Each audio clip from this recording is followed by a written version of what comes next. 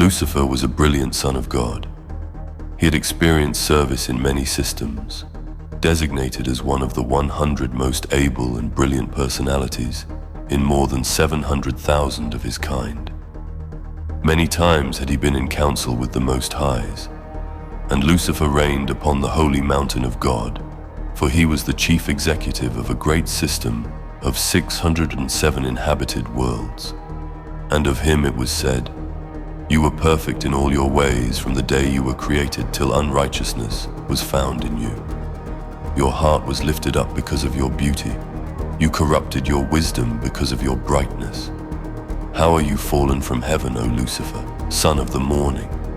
How are you cast down, you who dared to confuse the worlds?" This war in heaven was not a physical battle, as such a conflict might be conceived on earth. While displaying none of the barbarities so characteristic of physical warfare on the immature worlds, this conflict was far more deadly. Material life is in jeopardy in material combat, but the war in heaven was fought in terms of life eternal. In the early days of the struggle, Lucifer held forth continuously in the planetary amphitheater.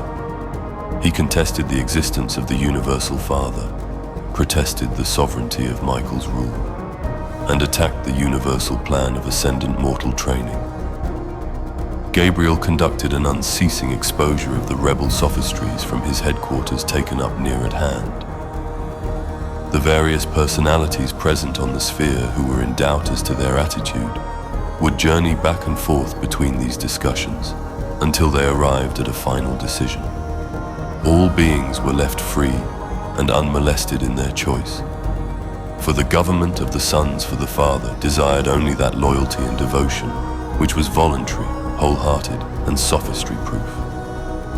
Of the planetary angelic helpers, those assigned to the material sons, about 1/3 were deceived. In symbol, John saw this when he wrote of the great red dragon, saying, "And his tail drew a third part of the stars of heaven, and cast them down in darkness." From the outbreak of rebellion to the day of his enthronement as a sovereign ruler, Christ Michael never interfered with the rebel forces of Lucifer. They were allowed to run a free course for almost 200,000 years. The Lucifer Rebellion was system-wide. 37 seceding planetary princes swung their world administrations largely to the side of the arch-rebel. Throughout this period, Caligastia advocated the cause of Lucifer on Earth. The Melchizedeks ably opposed the apostate planetary prince, but the sophistries of unbridled liberty and the delusions of self-assertion had every opportunity for deceiving the primitive peoples of a young and undeveloped world. Very little was heard of Lucifer on Earth, owing to the fact that he assigned his first lieutenant, Satan, to advocate his cause on your planet.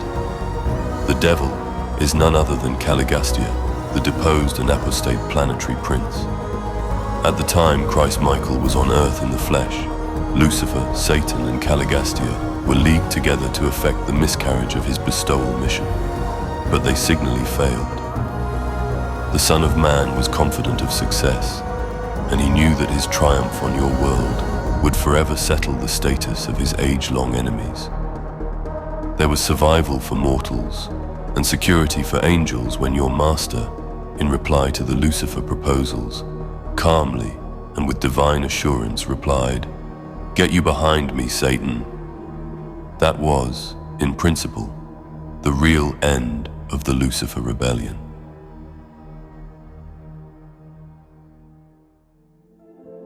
We've been thinking about all of the different UAP angelic stuff that's happening right now. People are wondering where the orbs are coming from, what's actually happening, who's behind all these ET crafts that we're seeing.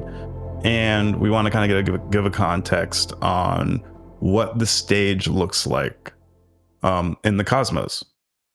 So back in the day, they didn't have the term universal government. Jesus said kingdom of heaven. Back in the day, they didn't have the term universe. They used the term heaven. Heaven was the universe, the heavens. They didn't have the term government. They said kingdom, kingdoms. So the kingdom of heaven that Jesus was talking about is the universal government, is the Galactic Federation. So you have to get that in your mind right now as a cosmic image, as a mental picture. I'm trying to put an image in your mind right now. So receive that. Our the kingdom of heaven is the universal government. Been a bunch of different star systems and planets that are federated, that are organized.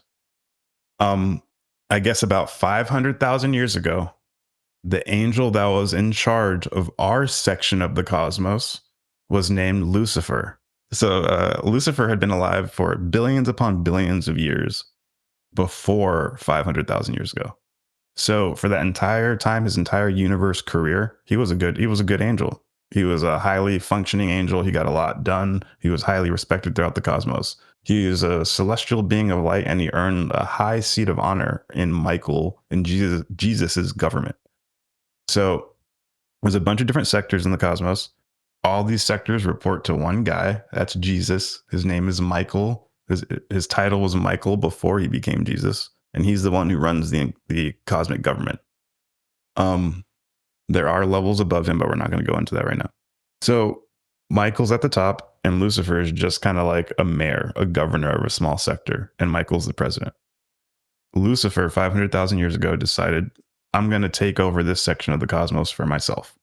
All the planets that I'm in charge of, they're going to do my program. We're not going to go with the celestial program of mind, body, spirit progress and going to try to seek the Father. He had a different idea.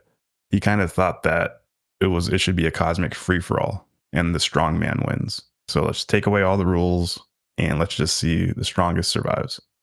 That was a very controversial thing, obviously, and it started the war in heaven that the Bible talks about. We're going to go into a lot of detail about this concept. It's a very confused and blurry concept in the minds of people on Earth today. So we want to demystify that. We want to shed some light on it. And we're going to pull from the cosmic philosophy of the Urantia book. For sure. And so what about, okay, so when you say the cosmic government, the Galactic Federation, is this the same as like the aliens on other planets? Like they work under Michael, or do they not know about Michael? Because we have, you've mentioned angelic government sort of rulers or managers, but then should we give a quick primer on like how do the material planets with like standard aliens play into this with the Lucifer Rebellion? What exactly, did the war in heaven, did that just happen on another planet, or was that like in the spiritual world? Like what's the difference there? Put in layman's terms, there are certain planets that are there for a specific purpose, if you can kind of wrap your head around that. So like we are an evolutionary planet. We were created through the evolutionary process of a single cell going through the evolutionary struggle, generating a bunch of different life forms, and then culminating into mankind at the very end. We are the fruit of this process, and there isn't going to be any after us. We're the apex of the evolution. We can still mix. There's more to that, but so far, the image of man is the final stage of the evolutionary process. That would be called an evolutionary world. In our sector, we're planet 606 of around 619 other planets that also have humans on them, albeit they might look a little bit different than us, but they're humanoid. But outside of those 619 planets, there are angelic spheres, architectural spheres that are dedicated to a specific angelic order. And those are they're just training and preparing for cosmic missions. So there's a planet of all seraphim from the Bible. Everybody's familiar with that angel. That's an angelic type of being, and they are all stationed on a seraphic planet. There's probably multiple of them, and that's where they train, do all their legislation and administration. Same with the Adam and Eves. The Adam and Eves have their specific planet. So if you're driving a spaceship around space and you happen to run upon one of these Adam and Eve planets, you'd be like, oh crap, look at this. A bunch of like glowing purple humanoids, but they wouldn't be humans. Or you could run up on a Melchizedek planet, and that planet would be all Melchizedeks training for their Melchizedek missions. You could call them different ET races and civilizations, but they're really orders of angels. Yeah, I try and separate these two things because the cosmic government we only start learning and entering the realm of the cosmic government after we die. So the afterlife worlds, to us, those spiritual worlds are the afterlife planets. The afterlife, Yeah. it's the eternal life, that Christianity talks about, but knows very little of what we're actually going to be doing in this said afterlife. But at the moment on Earth, it takes an angel. We have the reason we know anything about the seraphim is that there's been moments in our past that they've, actually incursion into our reality in some sort of manner that allows us to perceive them. Whether it's altering our perception into an altered state of consciousness that we perceive them, or actually changing the material energy spectrum around them so that they become visible in a way that technically you could see them with a camera. It's within our light spectrum, it's within our sound spectrum. But that's like, people call that interdimensional. They're coming into our reality from some more complex or something. Normally people just say spiritual reality, but technically reality is all one reality, and it's just differentiated by like gravity and energy and atomic orbits, etc. And there's basically, spiritual, pure spirit reality, which is sort of, undifferentiated, all is one. The law is the law of one. And then there's differentiated reality, and that comes in gradients.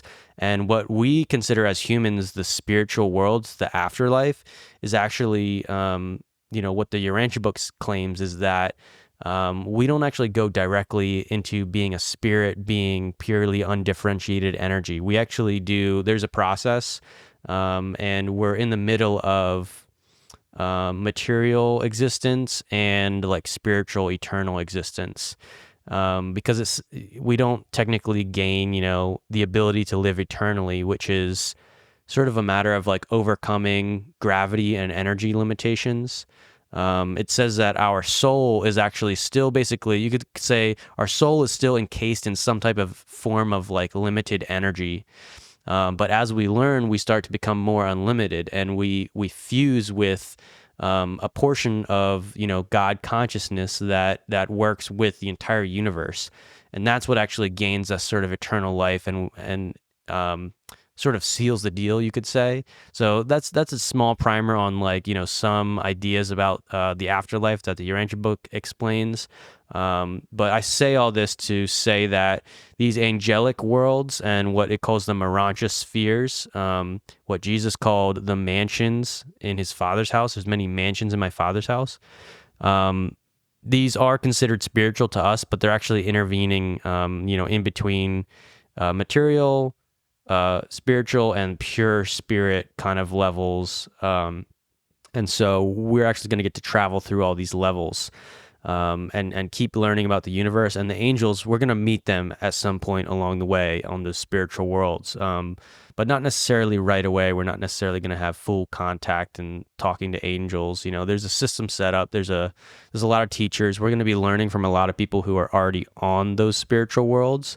And what we're focusing on right now is the Lucifer Rebellion, which occurred on those spiritual worlds and affected both angelic leaders and also ascending beings, mortal beings from other planets. So, yep, that's a good way to put it. So you can kind of think of the entire cosmos as, for just to put it in very simple terms, existing in 3 different phases, and there's an entire gradient in between all these 3 primary phases. It would be the physical reality and then the spiritual reality. But there is a vast distance in between pure spiritual reality. And if you're either pure physical or you're purely spiritual, or you're a mix of both, about 50-50 or 30-70 or 60-40, depending on your universe progression. So every planet that you can kind of imagine is existing in one of these stages. Ours is, for the most part, physical, and we have a tinge of Urantia, the dimension that we can't see, the dimension that you kind of go into when you're dreaming, or even when you can go into a deep meditative state. The dimension be right outside of our visible light spectrum, where the celestials reside. That would be the Urantia. That's the term that the Urantia book gives us. So there's physical, Urantia, and spiritual spheres. And depending on the types of being that are on these spheres throughout the universe, that'll kind of dictate what dimensional level they're on. Like a seraphim, you they wouldn't really be able to perceive them with your physical eyes. They would be more on the Urantia level, closer to the spiritual levels. But they exist. They can be right next to you. You just wouldn't be able to see them. So Lucifer was in charge of a bunch of different planets and a bunch of different orders of Urantia, physical and spiritual beings.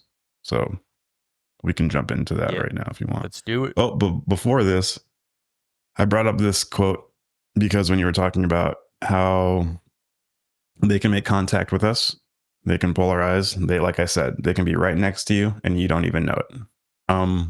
This is from the Urantia book, paper 48, talking about the seraphim, the angels from the Bible. The seraphic evangels, or seraphic evangels, however you want to say it, are dedicated to the proclamation of the gospel of eternal progression, the triumph of perfection attainment. On the mansion worlds, they proclaim the great law of the conservation and dominance of goodness.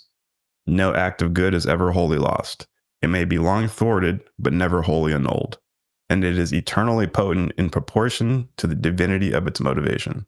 Even on Urantia, they counsel the human teachers of truth and righteousness to adhere to the preaching of the goodness of God, which leads to the repentance to proclaim the love of God, which casts out all fear. Even so, have these truths been declared on your world. So this is what a seraphim told us. The gods are my caretakers. I shall not stray. Side by side, they lead me in the beautiful paths and glorious refreshing of life everlasting. I shall not, in this divine presence, want for food nor thirst for water. Though I go down into the valley of uncertainty or ascend up into the worlds of doubt, though I move in loneliness or with the fellows of my kind, though I triumph in the choirs of light or falter in the solitary places of the spheres, your good spirit shall minister to me, and your glorious angel will comfort me. Though I descend into the depths of darkness and death itself, I shall not doubt you nor fear you. For know that I am the fullness of time and the glory of your name. You will raise me up to sit with you on the battlements on high. That is the story whispered in the night season to the shepherd boy. He could not retain it word for word, but to the best of his memory, he gave it much as it is recorded today. So that's an extremely famous prayer. Yea, though I walk through the valley of the shadow of death, I shall fear no evil. A lot of people know that prayer. A lot of Christians know that prayer, and that prayer directly came from a seraphim whispering it to a shepherd boy. So yeah, they can exist right next to you. These are real beings, and they're from different planets, and they care about, some of them care about our well-being, and we'll get into that right now with the Lucifer Rebellion. That's wild. So, I didn't know that prayer, that this was saying that this was actually sourced from an angel talking to the shepherd boy. Was that just a shepherd boy, or like the Jesus shepherd? that's during Old his Testament. birth. Oh, that's Old Testament. Okay. Yeah, that's Old Testament. So he's like, yeah. this shepherd boy is kind of like, chilling out in nature, watching the wander sheep. the night. Yeah. Has I'm sure he has some concept of God and religion, whatever was at that time. And the angel has a communication with him, or kind of inspires him. I wonder how he heard it. Did he even think it was some other being talking to him? Or was it just like a moment of like poetic inspiration? When you're writing stuff, sometimes it just flows in, and you're like, I don't know where it came from, but I'll take it. Yeah. And so who knows? What he thought of it, but obviously, he thought it was something special, and retained it and passed it on to the point that we have it today, which is really interesting. An example of how these sort of oral histories and profound personal experiences travel through the ages, and get retained, to a certain degree, even now. Oh yeah, there's some famous movies where they say it. It's just cool, and that was given to us by an extraterrestrial. How cool is that? An angelic extraterrestrial. I know. I'm just using buzzwords, baby. But yeah, an angelic being, not a physical ET from a different planet, which would be a different story, like the Greys. We're gonna make an episode about that coming soon, but that was just a little background story to build up that concept frame in your mind before we jump into it. So we hope you are now primed to dive in to the Lucifer Rebellion. Wanna do it up. All right. So, paper 53, paper 53 from the Urantia book, The Lucifer Rebellion. Lucifer was a brilliant primary Lanonandex son of Nebadon. He had experienced service in many systems, had been a high counselor of his group, and was distinguished for wisdom, sagacity, and efficiency. Lucifer was number 37 of his order, and when commissioned by the Melchizedeks, he was designated as one of the 100 most able and brilliant personalities in more than 700,000 of his kind. From such a magnificent beginning, through evil and error, he embraced sin and now is numbered as one of 3 system sovereigns in Nebadon who have succumbed to the urge of self and surrendered to the sophistry of spurious personal liberty, rejection of universe allegiance, and disregard of fraternal obligations, blindness to cosmic relationships. Damn, that's dark. In the universe of Nebadon, the domain of Christ Michael, there are 10,000 systems of inhabited worlds.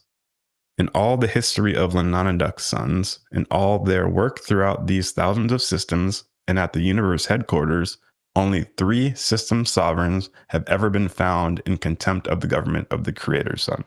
And so that, point this out quick. The angels also have free will, just like us. We, most of the Christian world, the Abrahamic world is aware of this because they have some amount of the story from the Lucifer Rebellion.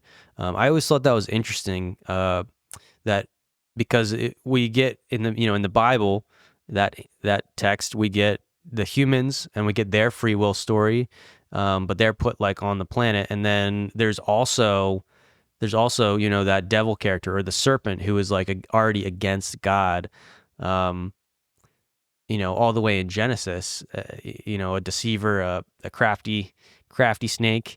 But yeah, it just goes to show that.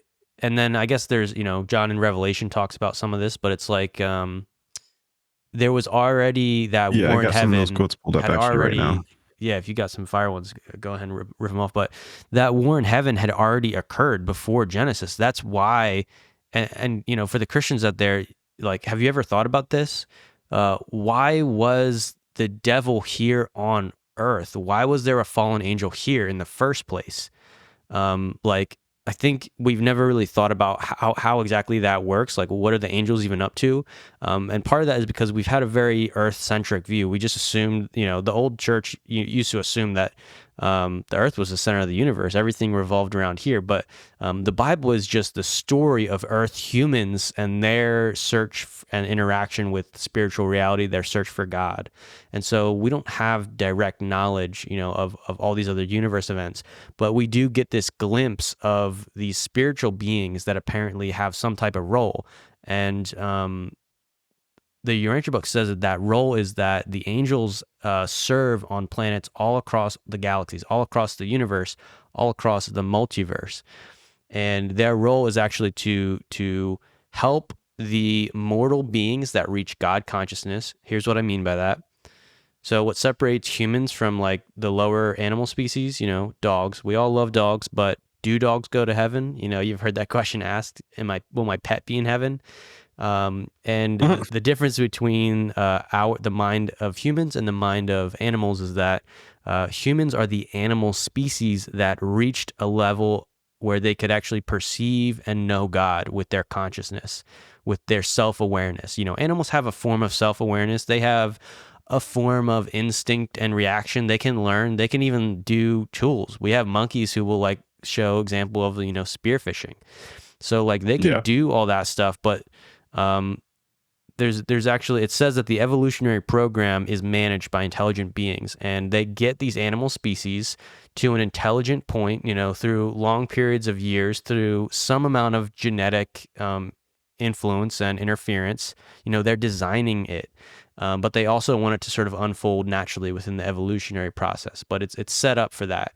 And then the dominant species that comes out of all the different animal species that were implanted, the whole life system, that eventually reaches a point where, a light bulb goes off and self-awareness, just like it jumps and it jumps leaps and bounds in like certain generations, and that's considered the advent of like the human species on that planet, where they have a complex body enough where they can support a mind and a thinking process that can actually connect to God and can support the awareness of God, about God, the search for God.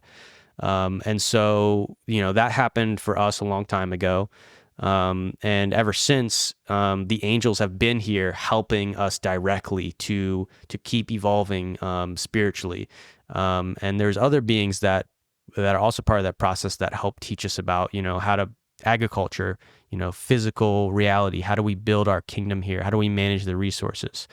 So I just wanted to kind of explain that. Because it's sort of a loophole, a black hole, you could say, within the Bible, where it doesn't fill in those blanks for you. But once you read this story, the Lucifer Rebellion, it clicks. It makes so much sense that it's just like it becomes the best story available to us. That's what oral history and religions are. They're stories, and they connect to like a certain amount of real experiences that sometimes are unexplainable, often dealing with spiritual and morality and philosophy.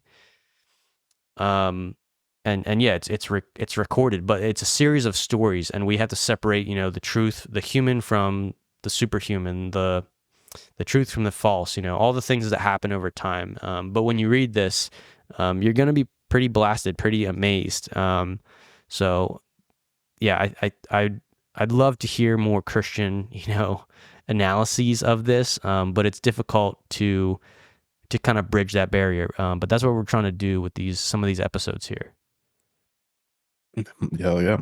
So pretty much angels and demons, they're all extraterrestrial races from the stars, cosmic brothers. Some of our cosmic brothers went astray. They rebelled, and that's what you would call a demon. But they're just normal. They're of the same species and races of all the other angels. That has been recorded through unique texts that have come into manifestation as what we call the Bible. And the Bible is very mysterious and cryptic. It's funny how they even got this information, but somehow they did. But it's so obscure that a lot of people are having a hard time decodifying it. So hopefully we can help you guys do that. Here are some quotes from the Bible talking about what we just started reading. So this is from Isaiah 14:12, the fall of Lucifer. How you are fallen from heaven, O Lucifer, son of the morning. How you are cut down to the ground, you who weakened the nations. This is from Ezekiel 28:16. By the abundance of your trading, you became filled with violence within, and you sinned. Therefore I cast you as a profane thing out of the mountain of God, and I destroyed you, O covering cherub, from the midst of the firing stones. Cherub, that's another type of angelic being. Seraphic assistants. People think of them as those beautiful babies with the angelic wings, like Cupid's a cherub. But they don't really look like that. They're like glowing tetrahedrons. Yeah.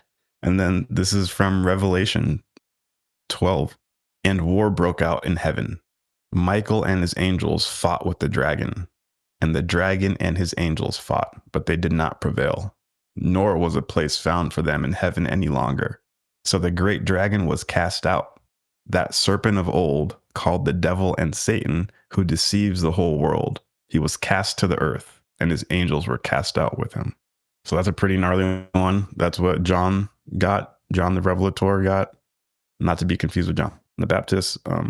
But yeah, when he was being a hermit on the island of Patmos, he received revelations. I guess his adjuster was taken from him. Well, his adjuster was transferred to the mansion worlds, and he was given visions and revelatory truth, and he wrote them down. That was a real life ET abduction experience in the positive fashion. Mm-hmm.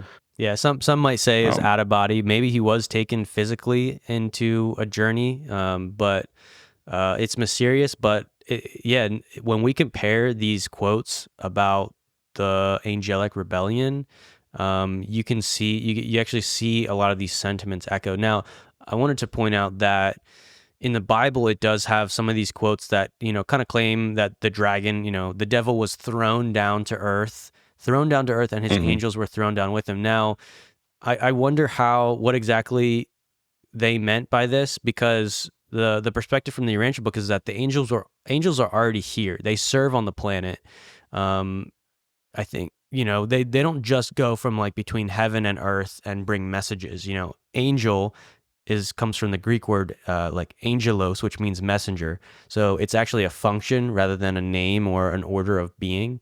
And so they use that name because their previous understanding was that these spiritual beings would sort of bring messages on behalf of the spiritual realm, on behalf of God. Although some people would wonder, why doesn't God just talk directly? Doesn't that happen in the Old Testament? And so, yeah, these angels, they're actually already here on the planet. So whether they were thrown down or not, actually is like the angels here on the planet. Some of them rebelled and joined Lucifer's ideas, and they diverted from the normal plan of how they're supposed to sort of lead and manage the planet. So it's not that, serving on these planets for angels is not a punishment. That's a volunteer mission. That's like their purpose when they're created.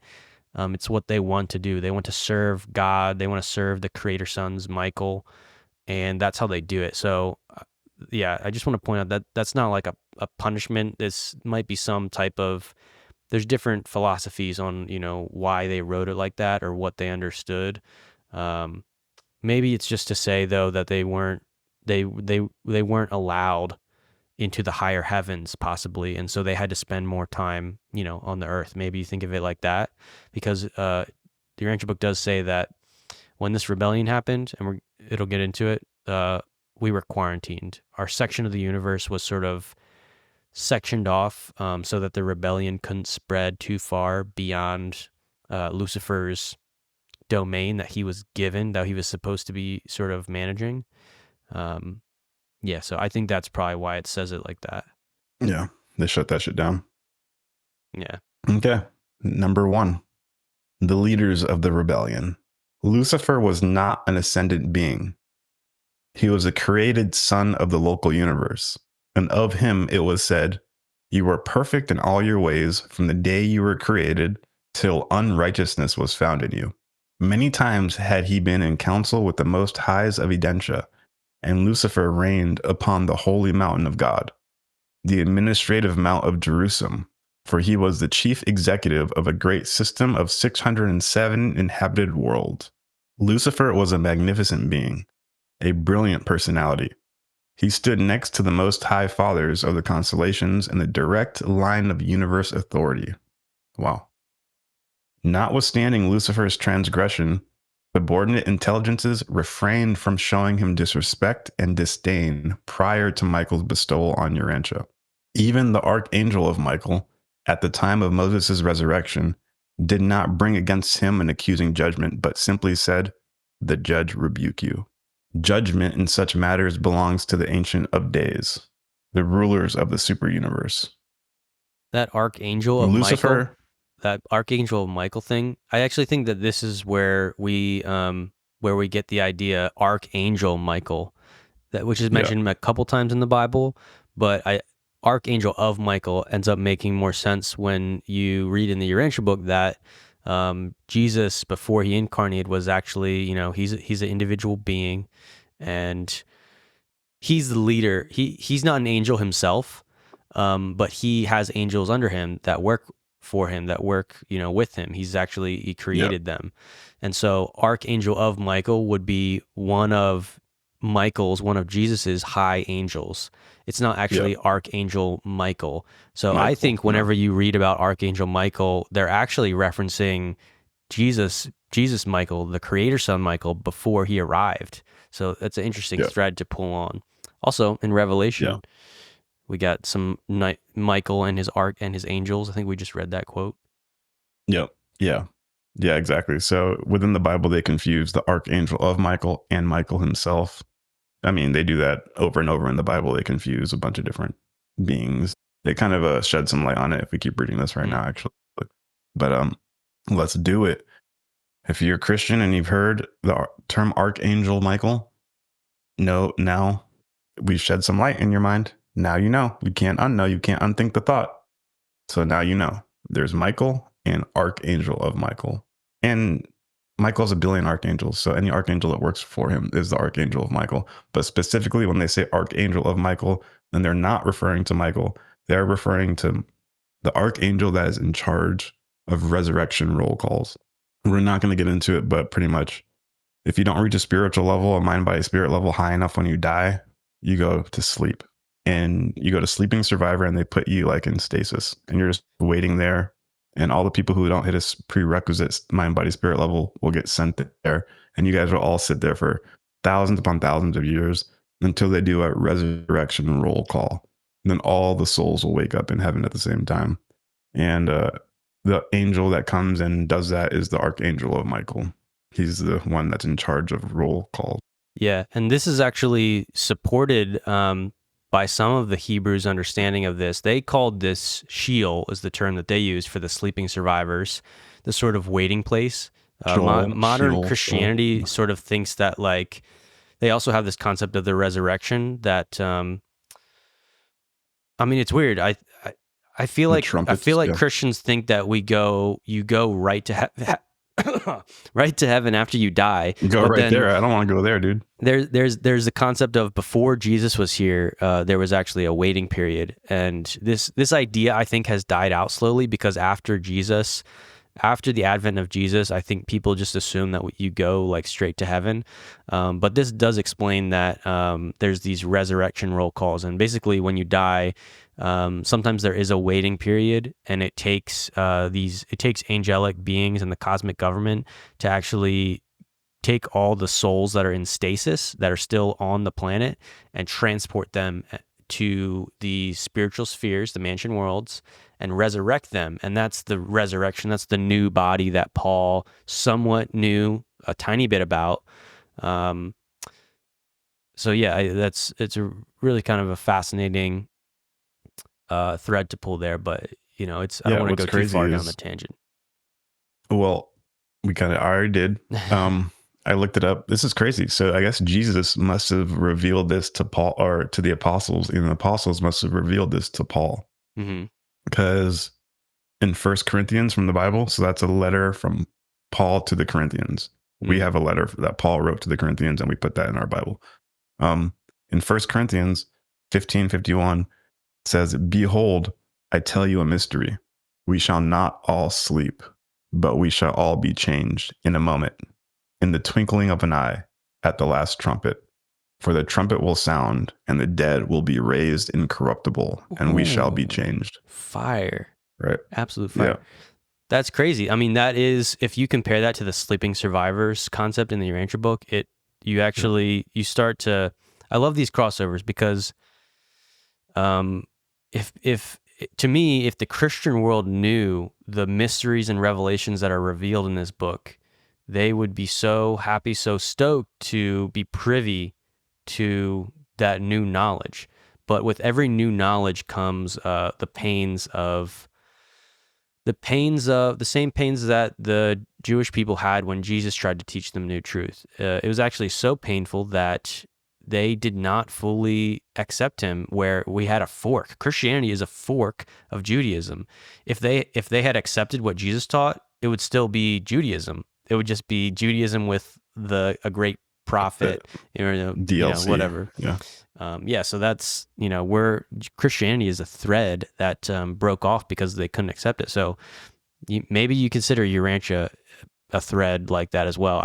I kind of do, because I don't think it's going to be accepted anytime soon on a large level. But if you're here watching, you're in the X-Force. You're right on the pioneering edge of philosophies and ideas and revelations and reformations, all those things. Yeah, it's cool. And the connection is like even the Archangel of Michael at the time of Moses' resurrection. So they're saying it like he was there at the time of the resurrection. The Paul to the Corinthians talking about they'll blow a trumpet, and in Revelation, that's what they say too. Remember, the 7 angels will blow the 7 trumpets, and then the dead will rise, the rapture or the the souls will rise. Just a bunch of confusion in concepts there, a bunch of just a mishmash of different concepts that are somewhat similar, but there's a lot more fine print if you look into it. Yeah. Do you know that verse where Jesus says that Jesus raised the sleeping souls, or people say that he like went to hell and ministered, but if you read the verse, it's actually him like resurrecting these sleeping survivors. It's him initiating one of these roll calls. Yeah. Let's find that. I think if you search Jesus goes to hell, I think the verse will pop up here. Let's see if I can find it. Did Jesus go to hell between his death and resurrection? So, okay, what verse are they referring to? Scriptural basis. It's called the harrowing of hells, but okay, they say it's in like a Christian believing, but Ephesians 4:8 through 10. Ephesians 4:8 through 10. Peter 4. Okay, here we go. Ephesians from the New Testament. Let me go back so we can get some context. So they're talking about the unity of the body of Christ. So saying, but grace was given to each of us according to the measure of Christ's gift. Therefore it says, when he ascended on high, he led a host of captives and he gave gifts to men. In saying he ascended, what does it mean but that he also descended into the lower regions of the earth? ? That's in parentheses. He who descended is the one who also ascended far above all heavens that he might fill all things. And he gave the apostles, the prophets, the evangelists, the shepherds, and the teachers to equip the saints for the ministry. And it goes on from there. So, but those choice words there, he ascended on high, he led a host of captives. That's the sleeping survivors. Those are the souls in stasis of everyone who had died. Before the last resurrection call. Jesus wasn't the only resurrection call. They happen periodically that normally the angels do them. But yeah, everyone who died from Melchizedek to Jesus was asleep. Yeah. So that was about 2,000 years. When you 6, said years, 4,000 years. Earlier you said if your like mind, body, spirit level is high enough, you don't have to go into the sleeping survivors. That might sound controversial, but it's actually supported by two people, Elijah and Enoch. And it says that both of them went up in a chariot of fire. They did not die physically. They were like taken, into the heavens.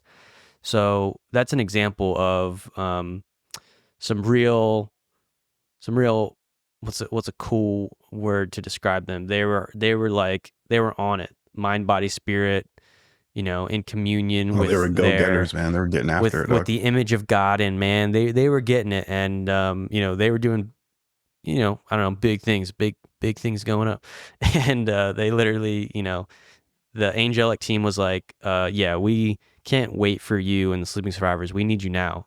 You're coming with us to the next realm. You did your service here. You learned, you grew up on this planet. But we're taking you with us. So yeah, you fucking max out your stats, dog.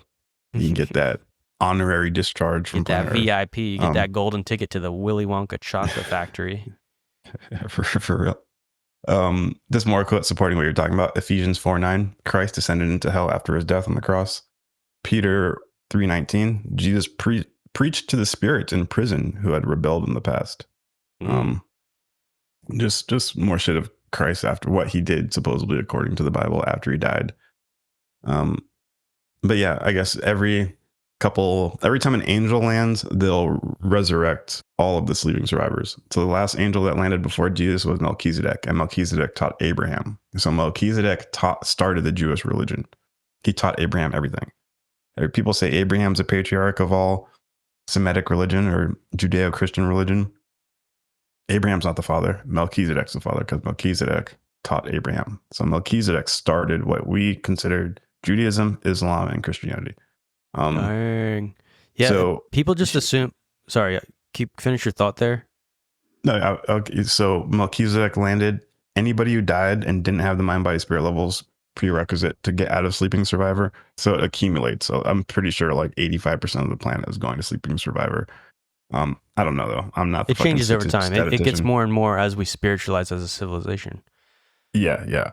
And then when Jesus landed, he resurrected all the people that were asleep. So the resurrection roll calls happen every time a celestial being lands.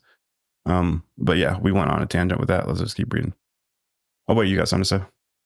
Oh shoot. I think I might have. Do you remember what I was going to chime in at Melchizedek? Oh, my grandma. I was talking with my grandma over Christmas, and I actually told her about Melchizedek because Melchizedek is mentioned, and he's a bit of a mysterious character, but he's held in so high regard that in the New Testament, I think, or maybe it's in Hebrew, maybe it's in the book of Hebrews. They say that Jesus is forever a priest in the order of Melchizedek. Because Hebrews it says 7. That, in the Old Testament, it says that Melchizedek was, he was a prophet or a priest of the Most High God. So he knows about the true God, the monotheistic God, the Father, that the first consciousness, the Trinity. He knows about that God, and he's teaching people. And it says that Abraham gave like a tenth of his belongings to Melchizedek because he respected Melchizedek that much. And that's actually where you get tithing. That's why, if you grew up in church, that's why you tithe. That set an example that has lived on to this day. And now they use that as the idea of how do we support the material needs of the church, to have a building and stuff. Oh, let's follow the example of Abraham, who gave a tithe to the priest king of Salem, Melchizedek, who was a priest of the Most High God, who was not born of a woman and didn't die. That's like that's the quote that it says in the Bible.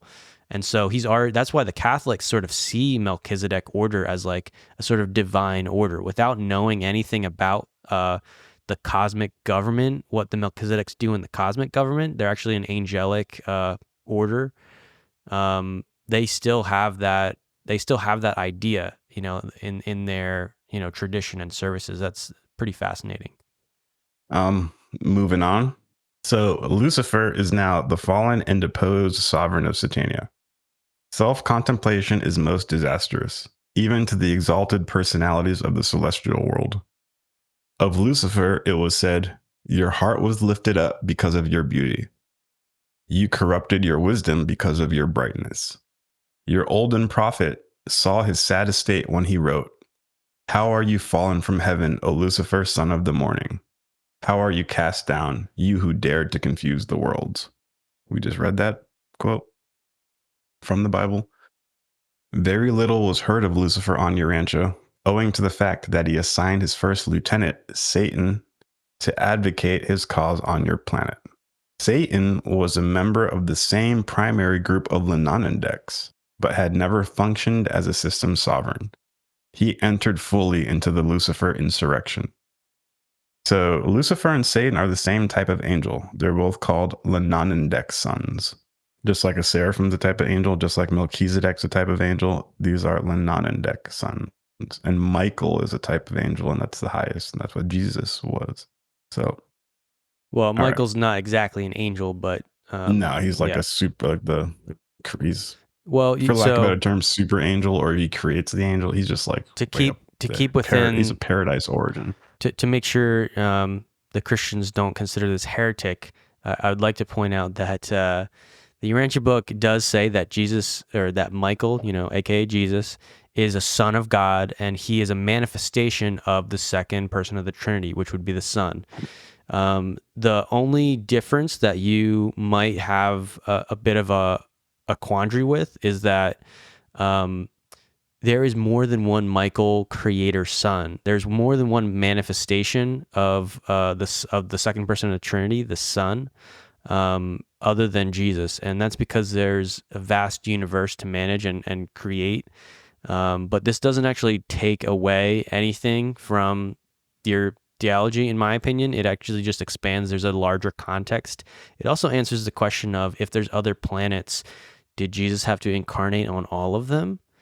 That's, it's a funny kind of question that you get because, there's a lot of ideas, and reasons behind that question.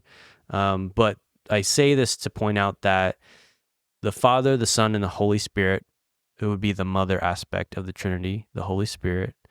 The Son, when the Son manifests into the created universe, God operates as the creator sons. And that's what Michael is. That's who Jesus was.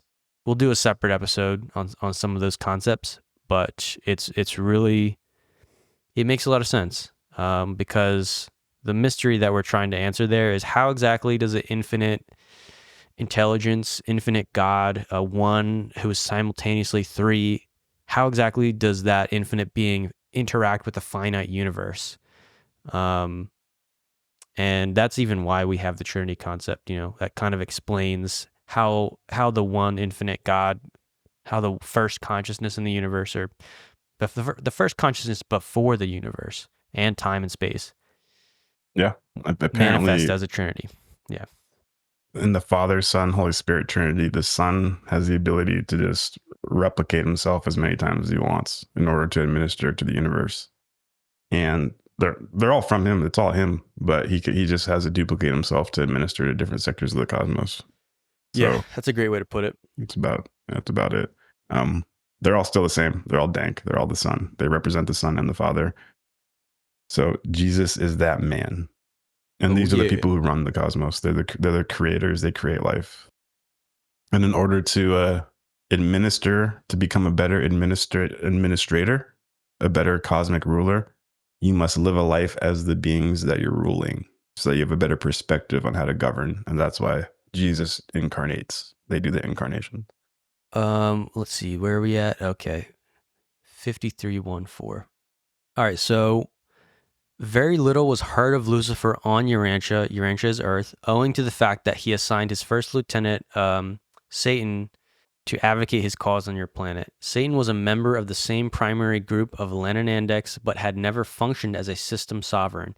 He entered fully into the Lucifer insurrection. The devil is none other than Caligastia, the deposed planetary prince of Urantia and a son of the secondary order of Lenonandex.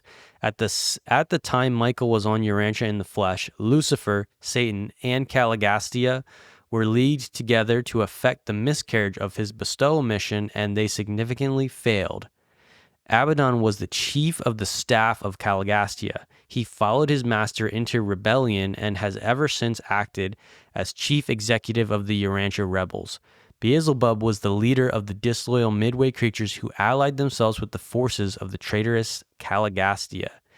The dragon eventually became the symbolic representation of all these evil personages. Upon the triumph of Michael, Gabriel came down from Salvington and bound the dragon, all the rebel leaders, for an age.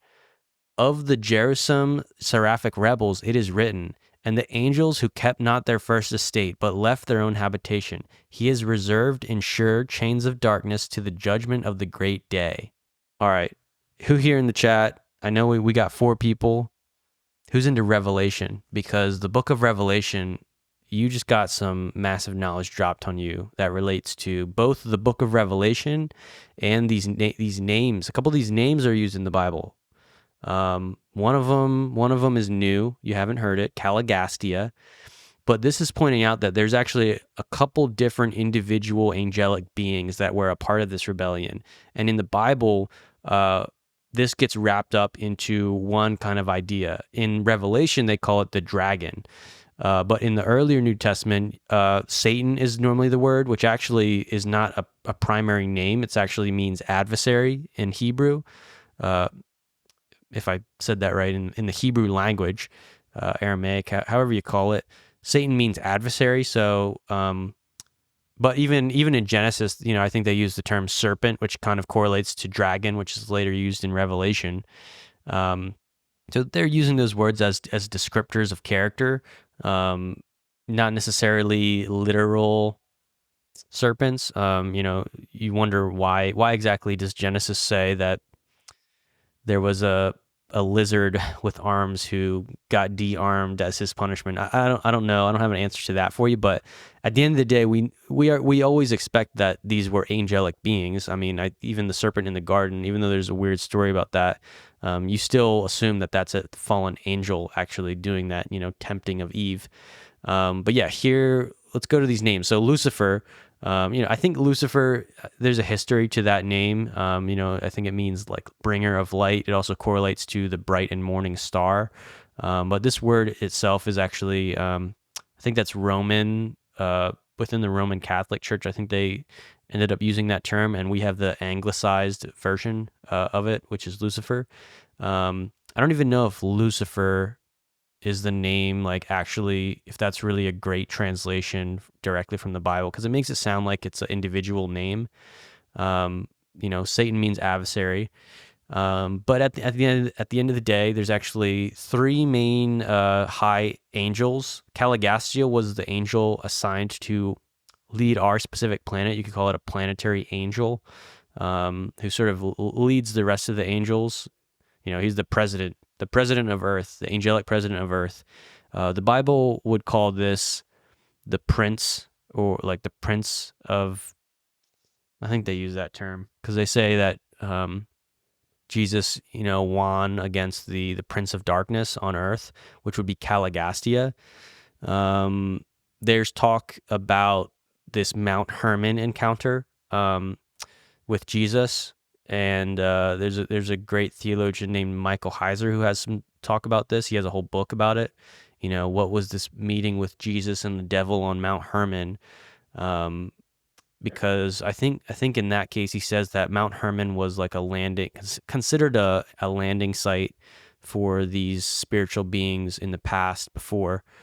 And the Urantia book does actually expound on that as well. But the last thing I wanted to mention here on my little rant here is Caligastia. This name is not, it's new to you, but I would assume that it comes from the root word Caligula, which, let me see if I can get AI to explain what does Caligula mean. Because when one of the most ferocious and bad leaders in Roman history. Ooh. Yeah, and that Caligula means little boot, if I remember correctly from my history class. It means little boot of a small soldier's boot in Latin, derived from caliga, which were heavy-soled boots worn by Roman soldiers. The name, let's see here. The nickname stuck throughout history through Caligula's reign, became infamous for its alleged extravagance, cruelty, and controversial actions. Yeah, cruelty. Yeah. So that's clearly, to me, that's clearly why they chose the name Caligastia. They just have a suffix word Gastia instead of Caligula, because Caligula was a specific Roman ruler, and it was also a noun for like a boot. And then Caligastia is then a riff off of that. But these are, like I mentioned, these are three separate angels. This is also interesting. Abaddon and Beelzebub, those two names are mentioned in the Bible. And those are also, let's see, Abaddon was chief of staff, so I guess he's an angelic being. Beelzebub was the leader of the disloyal midway creatures. This is a cool topic, but we won't explain it now. The midway creatures are a type of being born out of the Adam and Eve, or no, not quite the Adam and Eve lineage. No, it was somewhat out of the Adam and Eve lineage that were kind of special.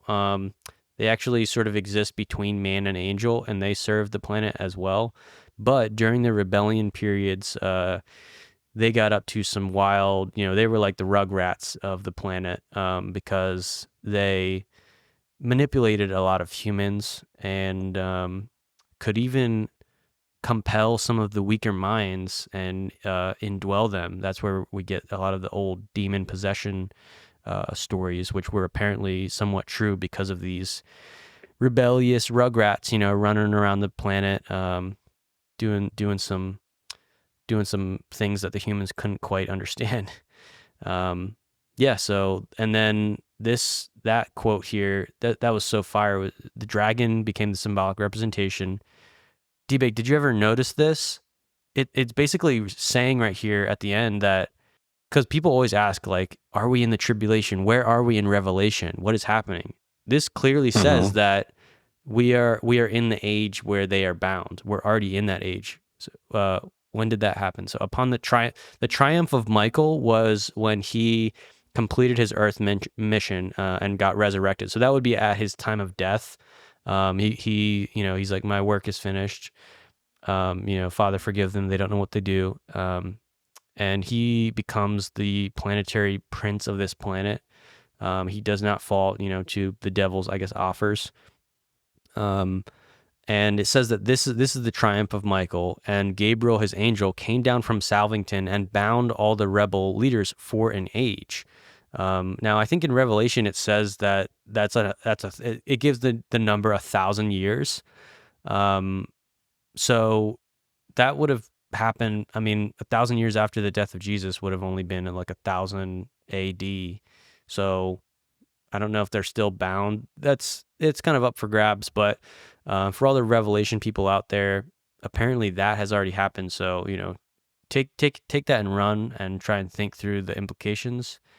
But that's a little revelation for you. Yeah, we just read that passage in the beginning talking about the dragon. He keeps referring to them as the dragon. Yeah. Mm-hmm. Interesting. And we confuse Satan, the devil, and Lucifer, all of them, normally. And those are three separate people. And Beelzebub is also thrown in there like another name for Satan or the devil. These are different beings, but they're all were part of the same celestial staff, and they all rebelled against Michael and the Father's government. But yeah. So you finished that now we're section? on section 2, the causes. Should I keep reading? I didn't.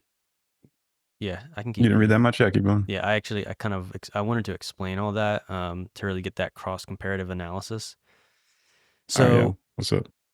Lucifer and his first assistant, Satan, had reigned on Jerusalem for more than 500,000 years, when in their hearts they began to array themselves against the universal Father and his then vicegerent son, Michael. There were no peculiar or special conditions in the system of Satania which suggested or favored rebellion. It is our belief that the idea took origin and form in Lucifer's mind, and that he might have instigated such a rebellion no matter where he might have been stationed.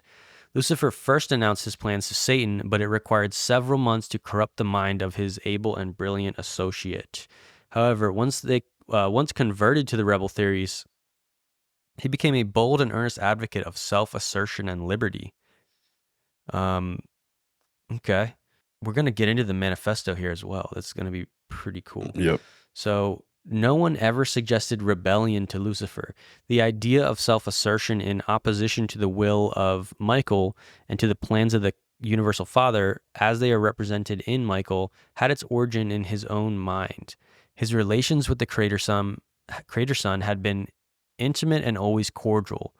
And the Creator Son is actually his father, his direct father. He knows that the Lucifer knew that Michael created him, but it'll later explain that Lucifer did not believe that God the Father exists.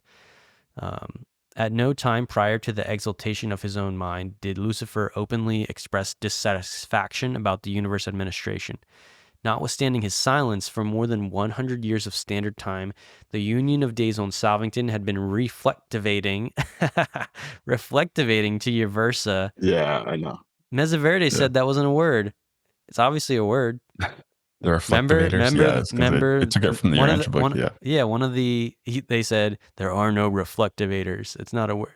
That's funny. It's because like a group took that title on. They took that word and kind of ran with it and called themselves, special.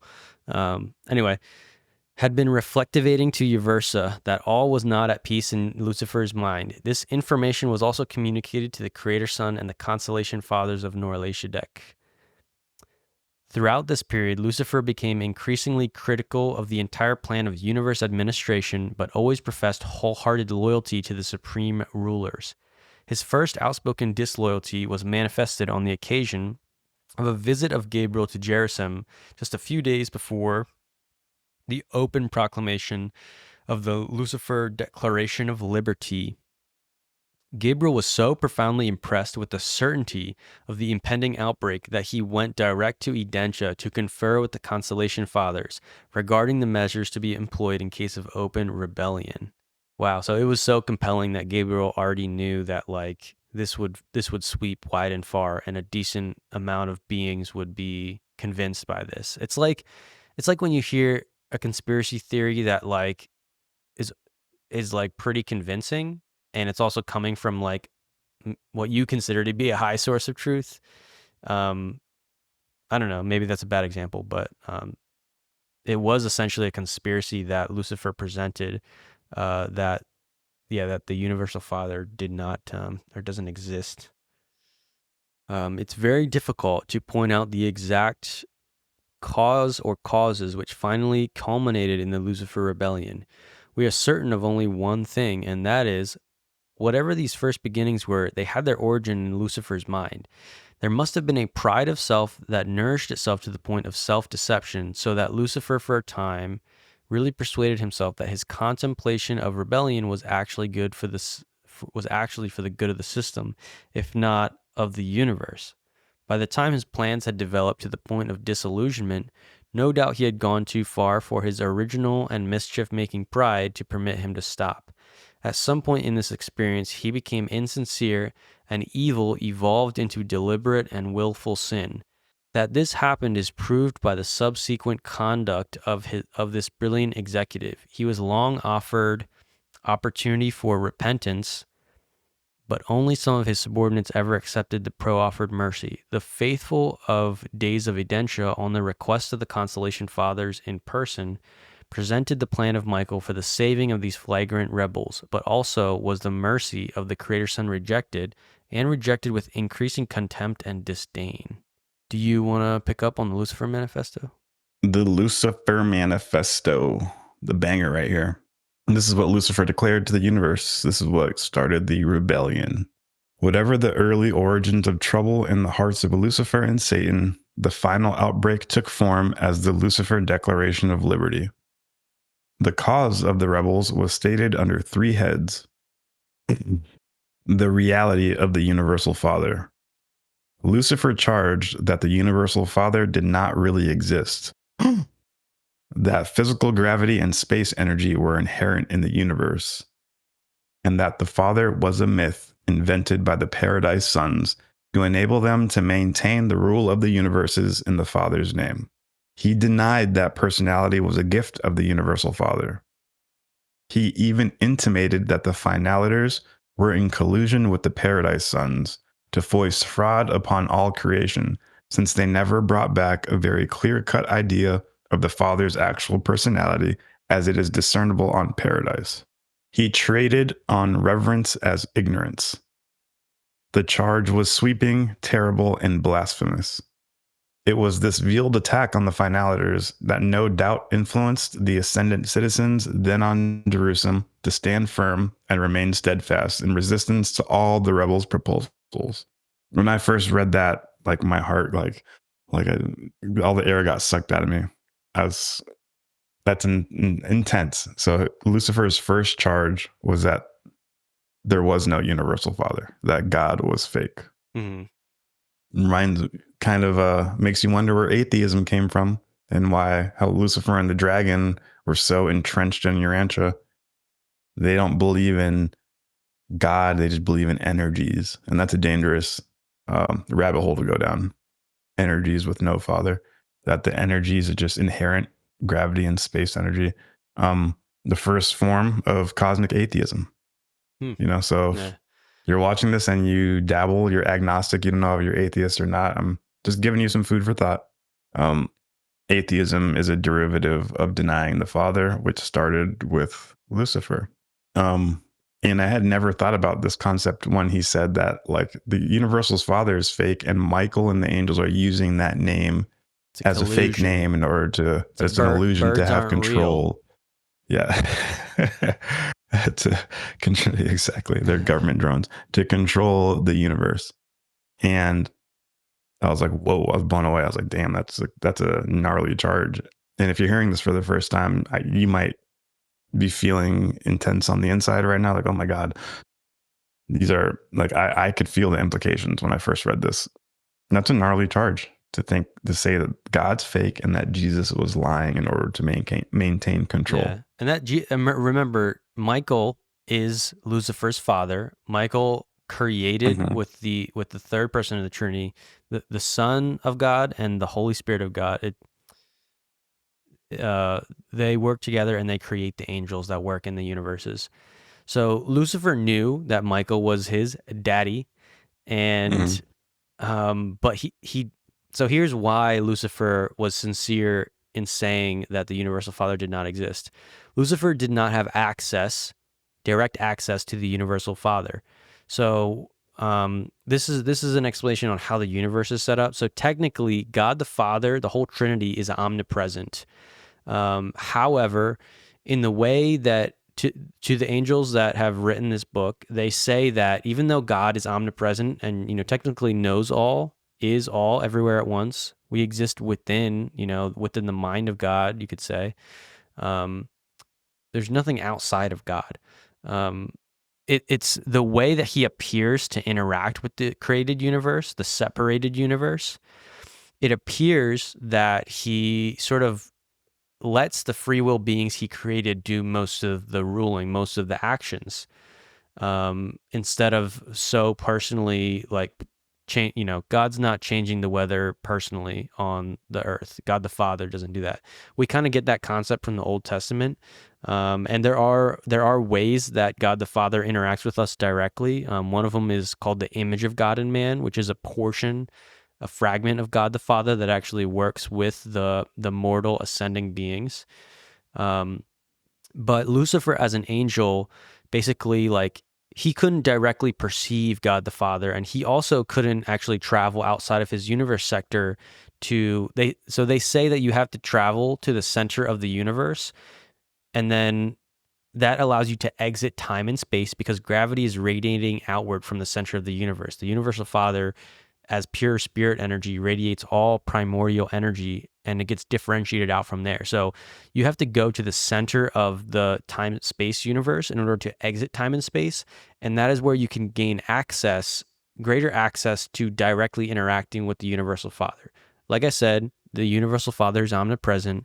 You do have a form of direct connection through your mind, but the journey of eternal life includes exiting time and space by going to the center of the universe. And at that center, it says that there is and I would say that center is actually, once you get there, you're out of the universe. You no longer are in the universe. It would say that it's at the center, but that's just the access point. And once you're there, it's like the barriers to your subjective perception are now pulled down, and you have a greater opportunity to interact directly with the Father. And this is how creation was set up. This was intended, you could say. And that's the journey that we as ascenders make. Angels, they spend more time looking downwards at the human realms and helping us. And then they do have some opportunities to go up and meet the Father at the very center of the universe in paradise, Havona. But it's a little bit different. So I wanted to explain that because Lucifer may have been sincere at the start. That's what it said, where he sincerely believed that the Father wasn't real. But technically, he didn't have evidence. He didn't have personal evidence. And this is actually kind of the same argument that we make down here, where because we can't perceive God the Father as being real, because we can't prove it, he doesn't exist. That's the premise. That's like a premise of atheism. How can we say something exists without any proof? But that's also the tension of the universe. To me, it's almost like the purpose of the game of life, the game of time space that has been set up. It's like, what happens when you give free will to a subjective being within a time space matrix who has the capacity to know God but does not have direct proof? What happens when you do that? What happens is that being becomes so motivated by the mystery of life itself that they travel through the worlds of time and space until they can leave time and space and get greater access to the sort of mystery. So to me, it's a bit like a puzzle game of creation that has been put out here. Much more adventurous than what you're probably told in your institutional religion about the purpose of life, the afterlife, what exactly we're doing. That's why we have on this channel a much more excited, I think, attitude about our podcast and the way we describe mind, body, spirit progress. Yeah. So pretty much he got paranoid. He was sketched out. He was sketched out because he couldn't see the Father himself. He was three edibles in, and he was like, God's not real. He got paranoid. It's all my dad is simulation. lying to me. God's not real. Yeah. Um, so yeah, he just couldn't. He was created below paradise. He was created in time and space in his sector below Michael. So he couldn't get above the threshold of Michael to see the Father. So he had to take Michael's word, and after a while, he started getting paranoid and stopped believing Michael's word. So unfortunate, he wasn't strong enough. But whatever. Yeah. So that's what he charged. The second charge, number 2, the universe government of the creator son, Michael. Lucifer contended that the local system should be autonomous. He protested against the right of Michael, the creator's son, to assume sovereignty of Nebadon in the name of some hypothetical paradise father and require all personalities to acknowledge allegiance to this unseen father.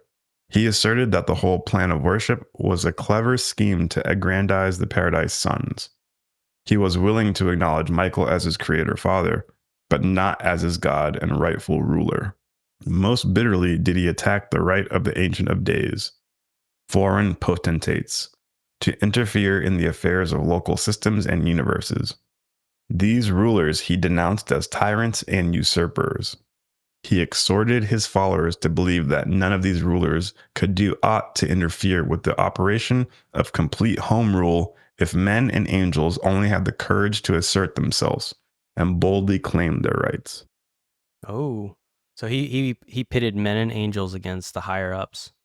Interesting. Mm-hmm. Yeah, he thought that the high celestial beings were tyrants, that they were taking advantage of the evolutionary spheres because we were young and we were generated from the single cell through the evolutionary process, that we were kind of naive because we started from the bottom. And he said that how dare these super billion-year-old beings start putting their grubby little fingers on the affairs of us. They're taking advantage of us. They're forcing us to worship them, and they're tyrants.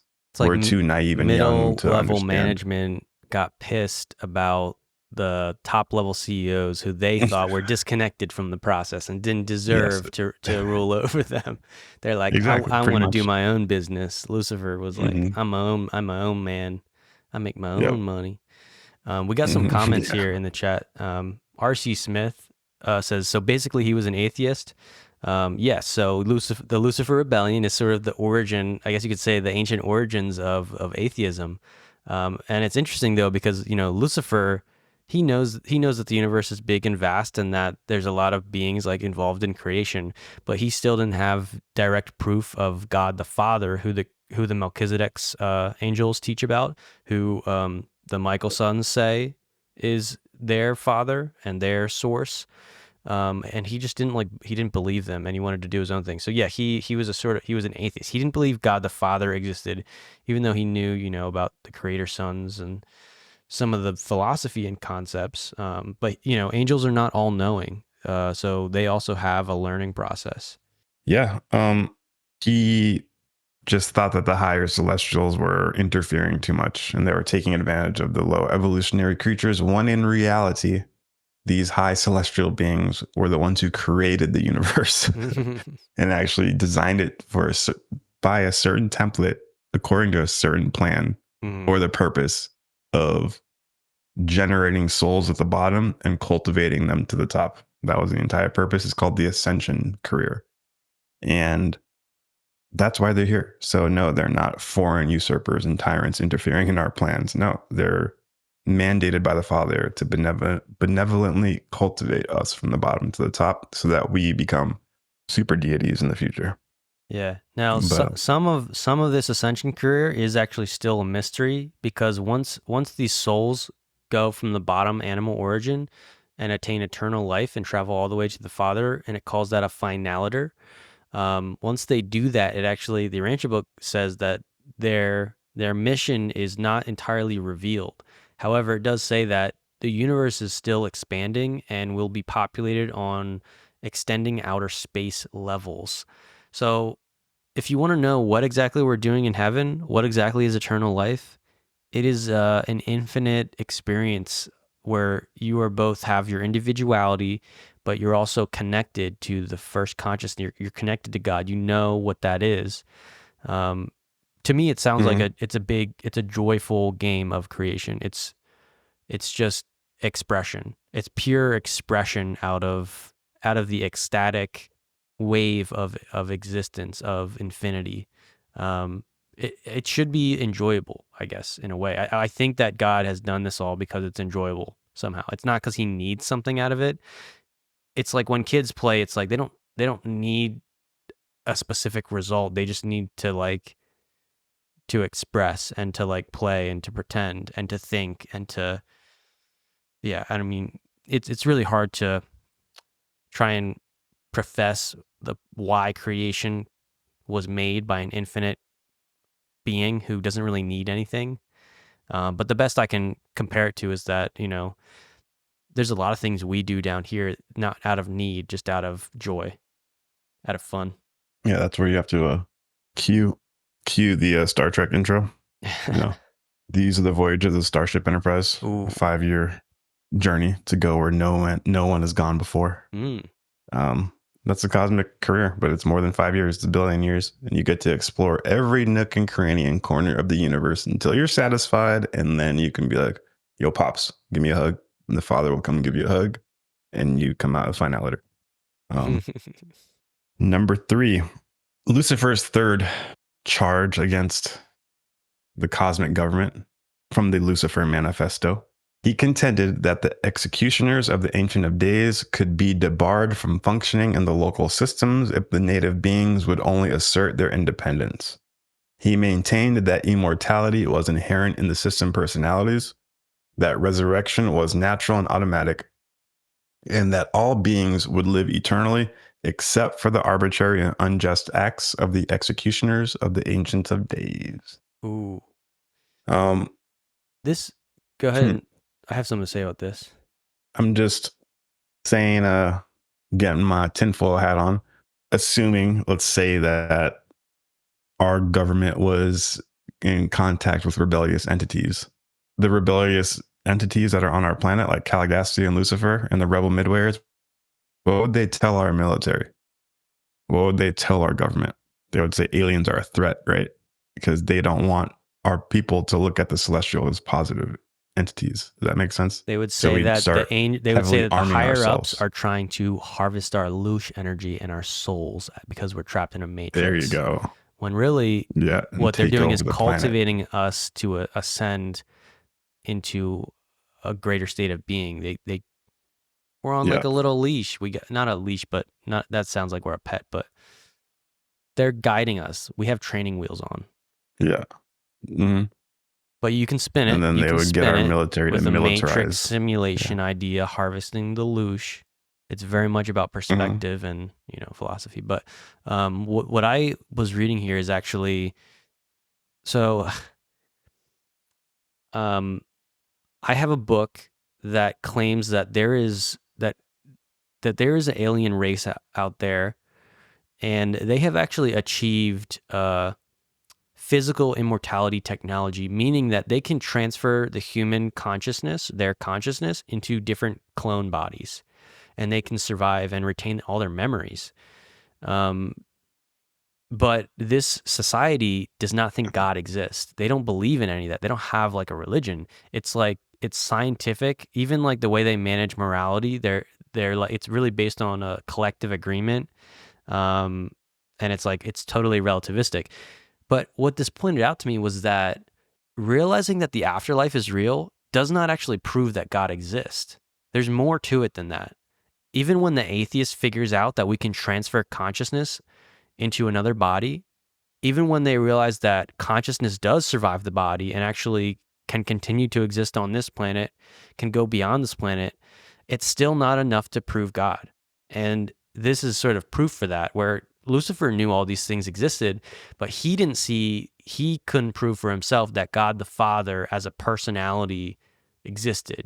As a energy, he said, yeah, those energies are inherent in the universe, but as a personality, as a being that sort of has intelligently created it for a purpose, he said, no, that doesn't exist. Immortality is inherent. Resurrection is natural and automatic. Your energy is never created nor destroyed. You just kind of go somewhere else. That's even like I've heard the New Age echo that kind of idea, that just sort of happens, kind of. But yeah, it's just we don't know enough about science to know like how to transfer consciousness. But in my mind, you can actually do that because your soul exists within an energy container that is not just your body. All we have to do is know how to measure and interact with those energy fields that make up that container. And it's the reason we go into sleeping survivors is that when our energy body container separates from the physical body, one, our attention is severely altered because we're not used to operating in that state of attention from the energy body. But that's where all the psychic powers come from. Your energy body, which is connected to this field of consciousness. And anyway, yeah, when you die, normally you kind of become unconscious. I think some people can stay conscious for a bit.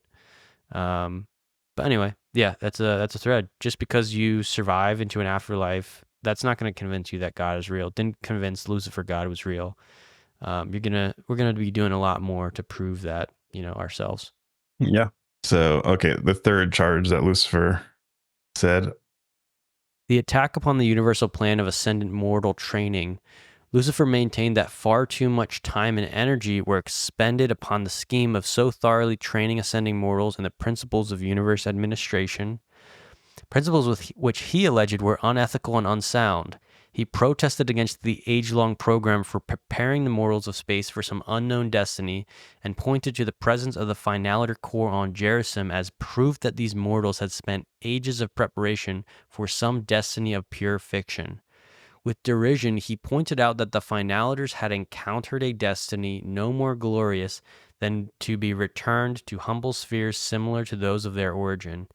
He intimated that they had debauched by overmuch discipline and prolonged training, and that they were in reality traitors to their mortal fellows, since they were now cooperating with the scheme of enslaving all creation to the fictions of a mythical eternal destiny for ascending mortals. He advocated that ascenders should enjoy the liberty of individual self-determination. He challenged and condemned the entire plan of mortal ascension as sponsored by the Paradise Sons of God and supported by the Infinite Spirit. And it was such a declaration of liberty that Lucifer launched his orgy of darkness and death. So interesting. And if you ever wondered, the war in heaven, it wasn't space lasers or angelic weapons.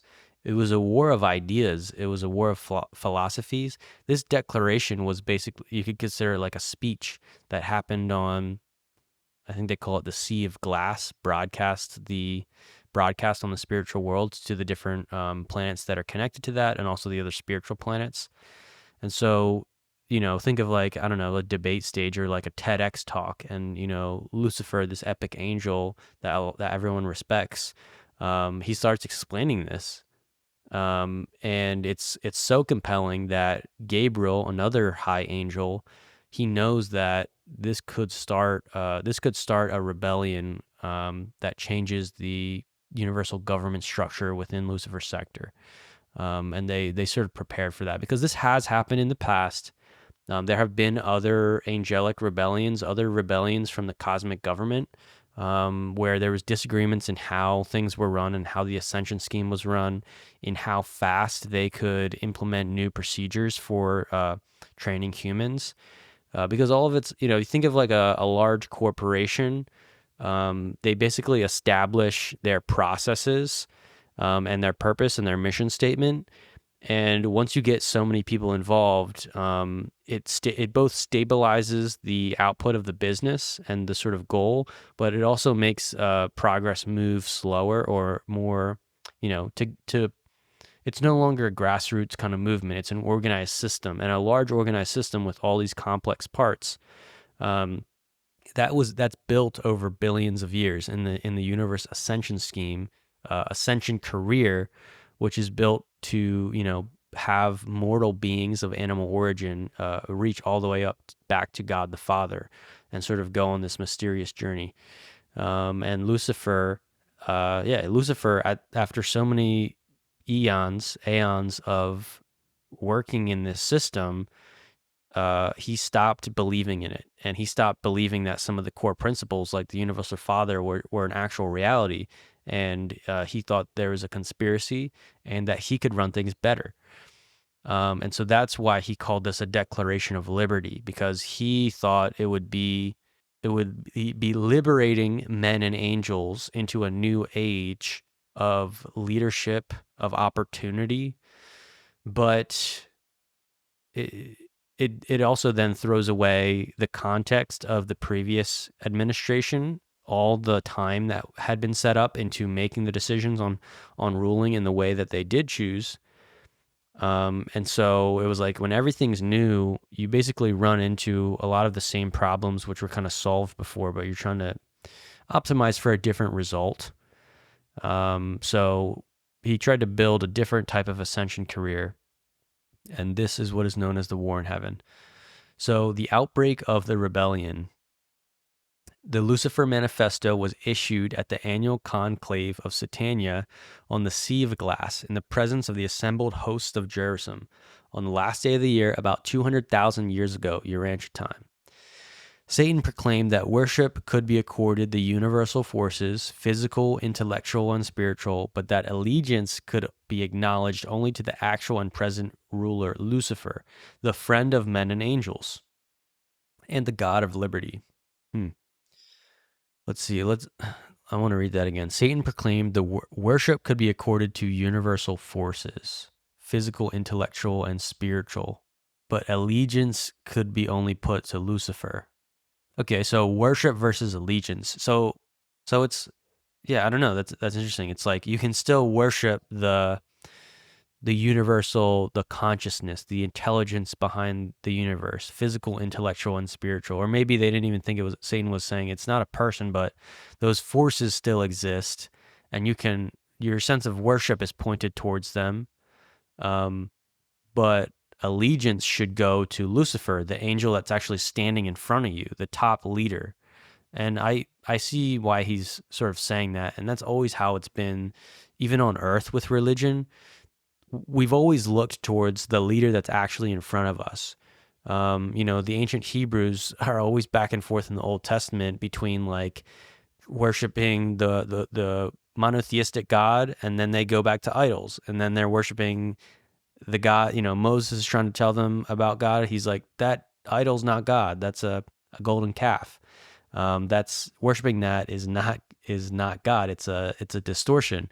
So like all throughout, there's this flip flop where humanity, and I guess any free will being, it's just easier to believe in the being that's in front of you, who's like telling you what is true, versus sort of this dual concept where, yes, we have teachers that are here, but you also have a personal connection to God, a personal contact with your mind that contacts that's the spiritual consciousness that comes from God the Father and is pervaded throughout the whole universe. So we'll keep reading. Self-assertion was the battle cry of the Lucifer Rebellion. One of his chief arguments was that if self-government was good and right for the Melchizedeks and other groups, it was equally good for all orders of intelligence. He was bold and persistent in the advocacy of the equality of mind and the brotherhood of intelligence. He maintained that all government should be limited to the local planets and their voluntary confederation into the local systems. All other supervision he disallowed. He promised the planetary princes that they should rule the world as supreme executives. He announced the location of legislative activities on the Consultation headquarters and the conduct of judicial affairs on the universe capital. He contended that all these functions of government should be concentrated on the system capitals, and proceeded to set up his own legislative assembly and organized his own tribunals under the jurisdiction of Satan, and he directed that the princes on the apostate worlds do the same. Okay, so the planetary princes, each inhabited planet has a lead angel leading in lieu of the cosmic government. They're assigned to different planets. They volunteer. They get trained beforehand. And so, Lucifer here is sort of making a pitch to all the planetary princes saying, hey, you guys are going to get a lot more freedom by, following my plan. And I'm actually going to let you introduce your new ideas. You're so brilliant. You're this, you're that. Why don't you lead the planet like you think? Why should we just listen to the Melchizedeks? The Melchizedeks are you could call them an angelic order. They're also created by the creator sons and higher ups, and they do a lot of like teaching. Like the Melchizedeks have a lot of cosmic philosophy about the universe, and they also they tell that to the other angels. They interact with them. But Lucifer saw that the Melchizedek groups have their own self-government. They're sort of self-organized in that they don't report to like as many managers above them. They kind of manage themselves. And so he was like, well, us angels leading the planets, like, why don't we have more liberty like that? So some of these are just like technical arguments. Other ones are more bigger arguments, like God doesn't exist. So it's very complex. I don't want to say that I understand all the arguments and understand all the data, but when you can actually see the manifesto laid out like this, to me, it's important that you get rid of the sort of fear that has been programmed onto us from this idea that there's demonic beings ruling above us.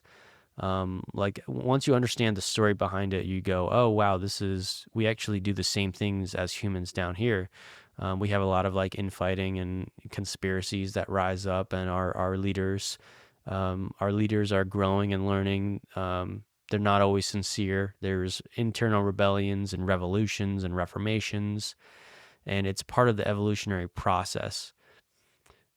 So that's what this is, and we're in the midst of it, and it actually creates a lot of unique circumstances for us as, I guess, individual souls to, I don't know, to have a unique experience, to grow in an environment that is actually sort of devoid of the normal routine. So the entire administrative cabinet of Lucifer went over in a body and were sworn in publicly as the officers of the administration of the new head of the liberated worlds and systems.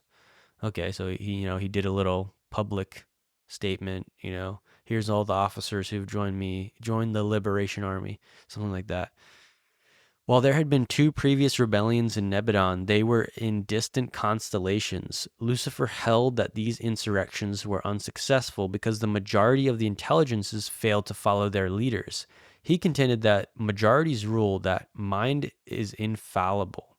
The freedom allowed him by the universe rulers apparently sustained many of his nefarious contentions. He defied all of his supervisors, yet they apparently took no note of his doings.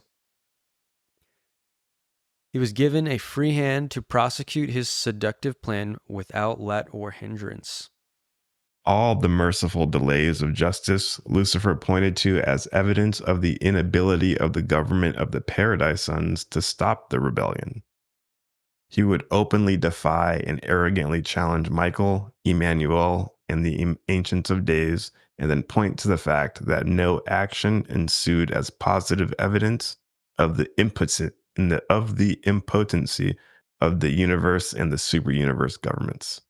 Gabriel was personally present throughout all these disloyal proceedings and only announced that he would, in due time, speak for Michael, and that all beings would be left free and unmolested in their choice, that the government of the sons for the Father desired only that loyalty and devotion which was voluntary,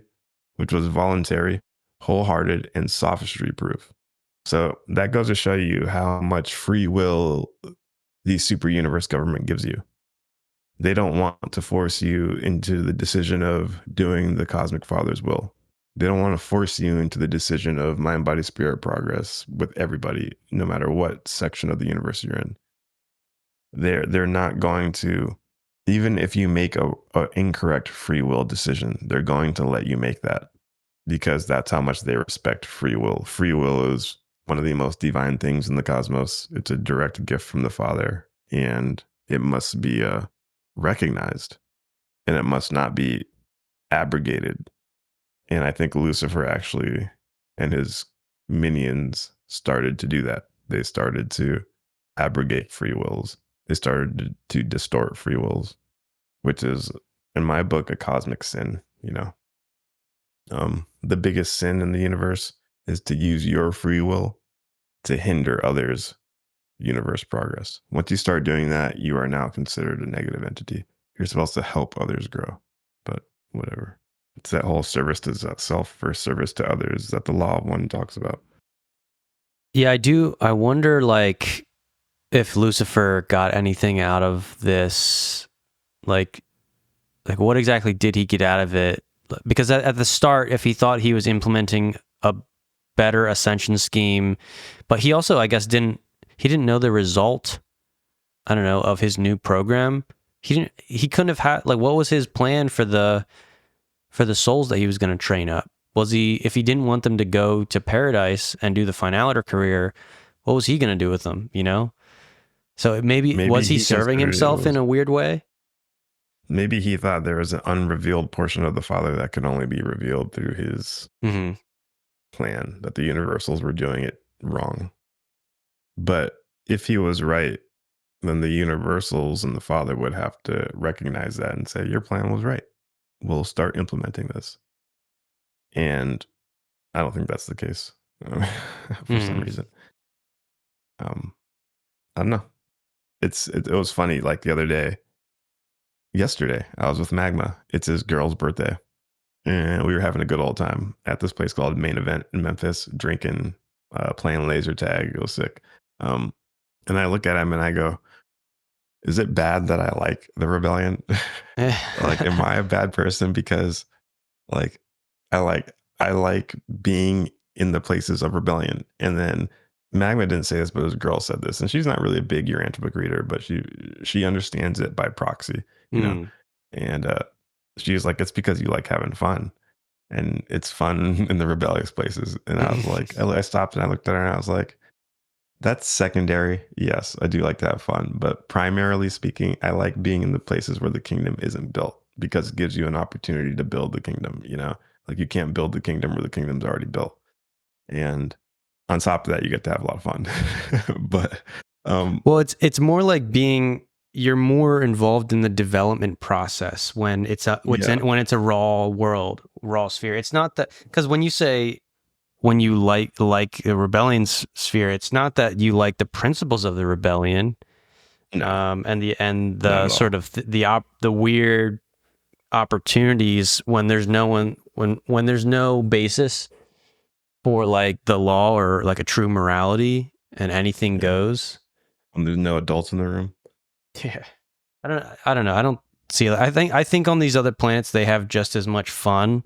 But I do think that the programs that we develop, when it comes to, like, the divine mystery and what it takes to, like, get gritty and, like, participate in that, it's like, we put out a harder SEAL Team 6 than some of these other planets would when it comes to, like, the searching for spiritual truth. Like actually, this is the reason why these mystic traditions and these, like, ancient traditions have, like, only been, like, word of mouth. Like, they don't train everybody. They, like, keep it secret. It's not all written down. It's, like, passed on student to teacher, because it's like the truth burns out so quick here and it gets corrupted so fast that, I don't know, it's like that's how they've had to do it for a while. I mean, Jesus did it like that too. He didn't write books down. He taught his disciples, and then he had his disciples teach people one-on-one. And even his disciples were following his lead and not writing anything. But eventually they were like, yeah, we better write some of this down to send out to the churches, etc. So it's like, that's a program that, like, almost became required because of how crazy it gets down here. Jesus was like, I can't write anything down because this planet will distort it. It won't work out here, even though it could work on another planet, like, that's more stabilized, has more of a spiritual basis. This planet is like, no, we can't do it like that. So yeah, I don't know. That does it creates a certain a set of circumstances and necessities, and that's what later calls us Eigendanters. We have a different level of faith is required to operate here. Yeah. And yeah, I was talking about that same with Magma last night. But yeah, it's not that I like the rebellion. I'm not over here like saying shout out to Lucifer for creating these circumstances. It just I like being able to be part of the team to help repair it, if that makes sense. And but what you're saying about this Agendanter status, what the Urantia book calls people who can function in the cosmos without having to see the Father, people who they're rebellion tested. And I was talking with Magma about it. Like, can you really believe that? Like, can you perceive that? On a normal planet, there's angels from the beginning.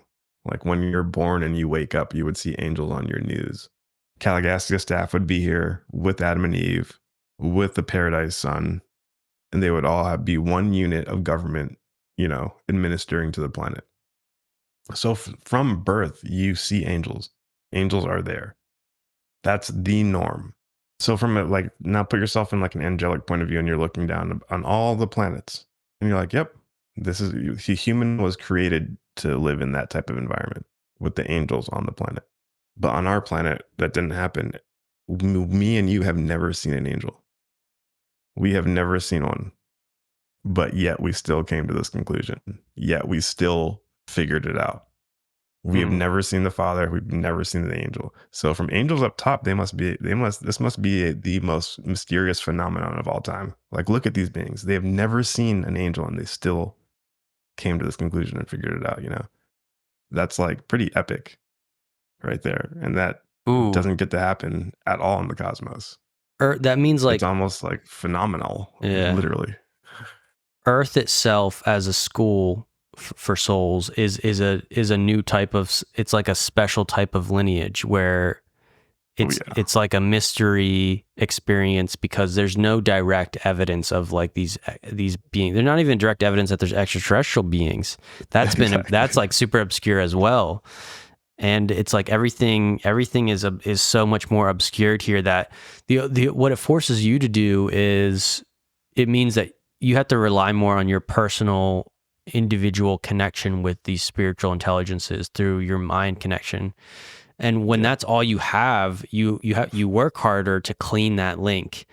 Where if you say like you naturally have telepathy because the genetic strain was never modified and altered and lost that, say now you have, like, you're used to having telepathy, well, it kind of makes things easier in a way, but it may be, I don't know, your progress is maybe slower from that, but it's like, I don't know, the curve, I think of it in terms like a graph of a curve. The curve is different, but it's so we start out much harder, but once you cross the line, once you're spiritualized, once you have your awakening, then it's like, it's, because you have more of the mud, of the BS to kind of climb out of, and you're much more skeptical, and I think self-evaluating, because there's no manager hovering above you. You learn you have to work alone, directly, with the spiritual forces. You gotta figure it out without seeing it, dude. That's fucking crazy.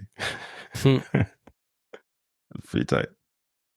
But all right, plowing ahead. All the merciful delay. Did I read this? Yeah, I read that. Right. Lucifer was permitted fully to establish and thoroughly to organize his rebel government before Gabriel made any effort to contest the right of secession or to counterwork the rebel propaganda. But the Constellation Fathers immediately confined the action of these disloyal personalities to the system of Satania. Nevertheless, this period of delay was a time of great trial and testing to the loyal beings of all Satania. All was chaotic for a few years, and there was great confusion on the mansion worlds. The nature of the conflict. Upon the outbreak of the Satania Rebellion, Michael took counsel of his paradise brother, Emmanuel. Following this momentous conference, Michael announced that he would pursue the same policy which had characterized his dealings with similar upheavals in the past, an attitude of non-interference. That's a very important concept to understand. that the high celestial beings prefer a non-interference disposition. At the time of this rebellion and the two which preceded it, there was no absolute and personal sovereign authority in the universe of Nebadon. Michael ruled by divine right, as vicegerent of the Universal Father, but not yet in his own personal right. He had not completed his bestowal career. He had not yet been vested with all power in heaven and on earth. From the outbreak of rebellion to the day of his enthronement as sovereign ruler of Nebadon, Michael never interfered with the rebel forces of Lucifer. They were allowed to run a free course for almost 200,000 years of Urantia time. Christ Michael now has ample power and authority to deal promptly, even summarily, with such outbreaks of disloyalty, but we doubt that this sovereign authority would lead him to act differently if another such upheaval should occur. Since Michael elected to remain aloof from the actual warfare of the Lucifer Rebellion, Gabriel called his personal staff together on Urantia and, in council with the Most Highs, elected to assume command of the loyal hosts of Satania. Michael on Salvington while Gabriel proceeded to Jerusalem, and establishing himself on the sphere dedicated to the Father, the same universal Father whose personality Lucifer and Satan had questioned. In the presence of the foregathered hosts of loyal personalities, he displayed the banner of Michael, the material emblem of the Trinity government of all creation, the three azure blue concentric circles on a white background. That can be seen right here around me neck, on my necklace. The banner of Michael, also known as the Urantia symbol. The Lucifer emblem was a banner of white with one red circle in the center of which was a black solid circle appeared.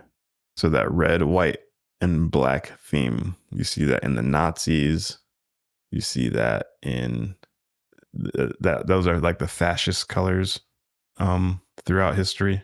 You just see like a lot of that type of fascism, neo-fascism, Nazism. The Klingons from Star Trek, they're the red, white, and black. So is the Empire from Star Wars. Just some fun associations there. There was war in heaven. Michael's commander and his angels fought against the dragon, Lucifer, Satan, and the apostate princes. And the dragon and his rebellious angels fought but prevailed not. This war in heaven was not a physical battle as such a conflict might be conceived on Urantia. In the early days of the struggle, Lucifer held forth continuously in the planetary amphitheater. Gabriel conducted an unceasing exposure of the rebel sophistries from his headquarters taken up near at hand. The various personalities present on the sphere who were in doubt as to their attitude would journey back and forth between these discussions until they arrived at a final decision. But this war in heaven was very terrible and very real. While displaying none of the barbarities so characteristic of physical warfare on the immature worlds, this conflict was far more deadly. Material life is in jeopardy in material combat, but the war in heaven was fought in terms of life eternal. Damn, so no space lasers. That's kind of crazy. So they just had like one headquarters right next to another headquarters, and they would both just like have amphitheaters and dissertations and allow all groups of celestial beings to come here and both talk. And they would just listen to them both talk and make a decision. Do you think this is the Orion belt, the Orion sector? Or that's what I'm trying to tell you. I've been saying that. This is Orion's belt. And that's why when people, Orion has been associated with the negatives, but that's only, the Keys of Enoch says Lucifer set his headquarters right next to the galactic threshold in Orion's belt, the positive. But his manifesto was on Jerusalem, I think, right? And I believe Jerusalem is the mansion worlds in Orion's belt. Oh, you think So Jerusalem is the capital of which part? The local universe? Satania. Oh, the cap of our Satania sector. Yeah. Okay. So yeah, that would make sense that Orion would be that. Then I was thinking that Jerusalem was higher up in the. No, then there's Urantia and Salvington, which are 2 levels up. And Uversa is the capital of Orvanton, right? Yes, Orvanton. And then Urantia is the capital of the constellation Norlashadek. Solvington's the capital of Nebadon. We just got a couple more live viewers, so I don't know if we want to do a little, tell them what's going on.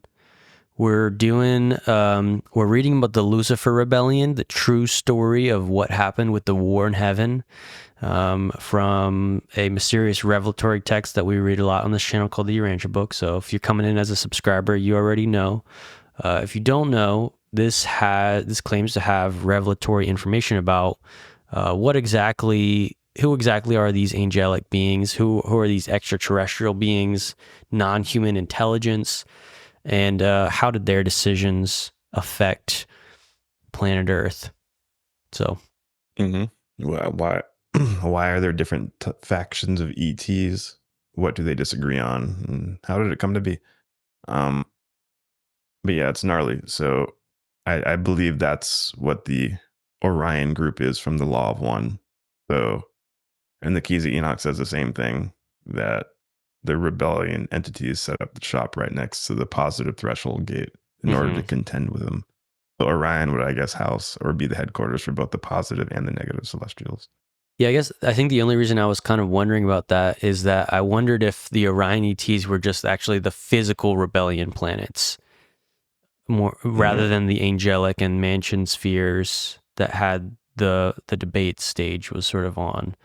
But I think it's also, I think you also have a lot of sources that say that we do actually, and some ancient cultures have an idea that also we're connected with Orion, in that would be the location of the mansion spheres. Or Jerusalem. No, maybe. Yeah, Jerusalem. The mansion spheres revolve around Jerusalem. Okay, yeah, gotcha. The mansion worlds are the first 7 spheres that revolve around Jerusalem, the headquarters sphere. All right. So numbers. We got any chats? No. Yeah, I do have I have the chat up on my screen, but the couple people that joined, it looks like left. Maybe we got one person. So that's what's up. You want to read? Yep, for sure. All right. A loyal seraphic commander. Good boy. There were many noble and inspiring acts of devotion and loyalty which were performed by numerous personalities during the interim between the outbreak of hostilities and the arrival of the new system ruler and his staff. But the most thrilling of all these daring feats of devotion was the courageous conduct of Menosha, the second in command of the Satania headquarters Seraphim. At the outbreak of rebellion on Jerusalem, the head of the seraphic host joined the Lucifer cause. This no doubt explains at the outbreak of the rebellion, the head of the seraphic hosts. Okay, so he got the top brass, Lucifer. Yeah, and they already trusted him, so they looked up to him, so it makes sense. This no doubt explains why such a large number of the Fourth Order, the system administrator Seraphim, went astray. The seraphic leader was spiritually blinded by the brilliant personality of Lucifer. His charming ways fascinated the lower order of celestial beings. They simply could not comprehend that it was possible for such a dazzling personality to go wrong. So Seraphim, Lan and Andek. Lan and Andeks are like, you think of, I don't know, the older brother who also is like, I don't know, somewhat, that's not a great example because, on Earth, we're still all got the same DNA, but like these angels are like, they're different. They're just built different. They're Lan and Andek. And the Seraphim look up to them. Super high up compared to Seraphim. Yeah, Seraphim are way lower on the chain of command on the scale of entities. But the Seraphim work more on a personal level with us as well. So they're a little bit closer to humanity, you could say. Yeah. I guess they're the next order of angels. Like right after they were created, we were created. Okay. Not long since, in describing the experiences associated with the onset of the Lucifer Rebellion, Menosha said, "But my most exhilarating moment was the thrilling adventure connected with the Lucifer Rebellion when, as second seraphic commander, I refused to participate in the projected insult to Michael, and the powerful rebels sought my destruction by means of the liaison forces they had arranged. There was a tremendous upheaval on Jerusalem, but not a single loyal Seraphim was harmed." Yeah, I wonder exactly how, even though they say it was a war of like words and ideas, he's saying like destruction. Yeah, we have a couple extra Urantia book materials that say that there was some there was actually some insurrectionist activities. One of them claims that the Living Universe Archives, which it names the Acastia Obstinata Akashic Records, it says that the rebels went and destroyed some of those record halls. Yeah, so like, you know, why would they do that? So maybe there was some like a little bit of destruction of resources as they were trying to change up, because obviously if they couldn't get everyone on board, there's still probably, I don't know, I guess celestial resources in the hands of different factions, the rebellious versus non-rebellious, and the rebellious people are like, we're going to need that for our ascension, for the thing that we want to set up, we're going to need that. So those people don't want to give it to us. They're not necessarily going to fight us for it, but I don't know. If it seems like it still could have got kind of scrappy, but maybe I'm projecting a little too much on what exactly those celestial resources are. So you're pulling from the millennial update. Now it's getting spicy for all the hardcore blue bickers that are watching this. I know you guys are like, yes, this is an extra Urantia book source in the expanded Urantia book universe. I like that. I loved reading that part. And he even goes so far to say that like pretty much they did it like terrorist status, and they like eat a bunch of angels and killed a bunch of angels. Oh yeah, he says some souls got annihilated in that process too. Yeah, they said like they use an annihilation nuke, or they pretty much they turned the annihilation chambers into a bomb and blew them up, and all the souls got annihilated. Yeah, something about like the same type, because when you're in this intermediary stage between above material but not fully spiritual, you're technically still at risk. Your energy form can still take some annihilating destruction.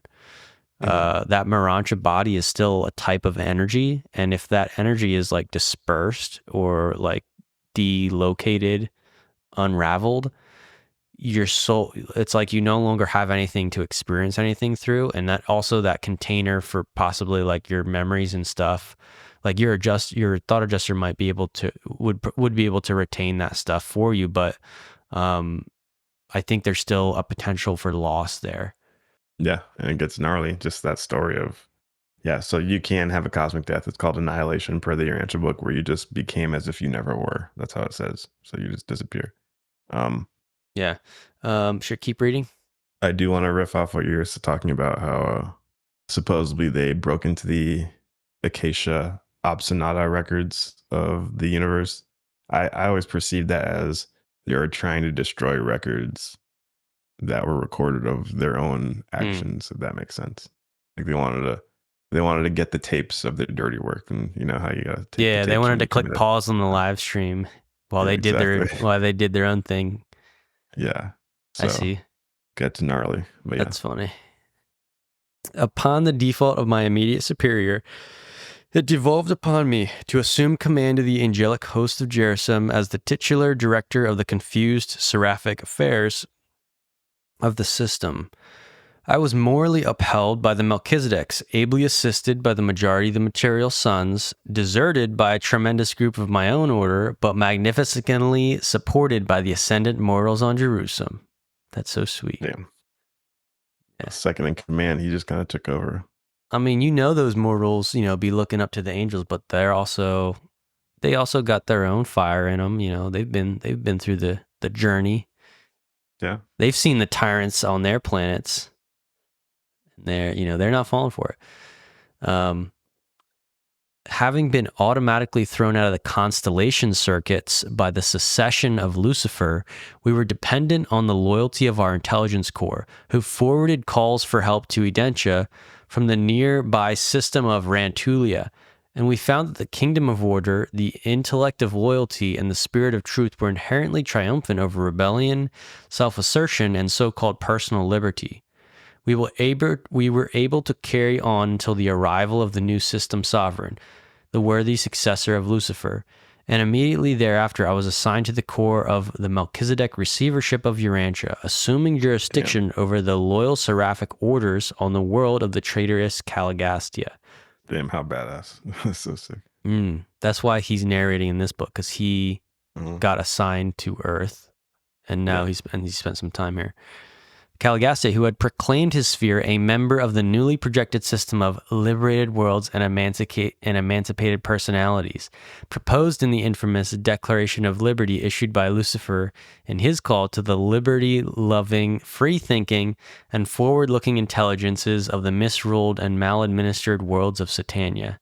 This angel is still in service on Urantia, functioning as associate chief of Seraphim. Damn. Unfortunately, I think Earth would fall for this scam as well. This sounds like a pretty popular like pitch of like red team, blue team versus blue team, where a new group is proposing themselves to be, you know, the liberators. I don't know. I think that happened. There's some parallels here to the way that new social groups and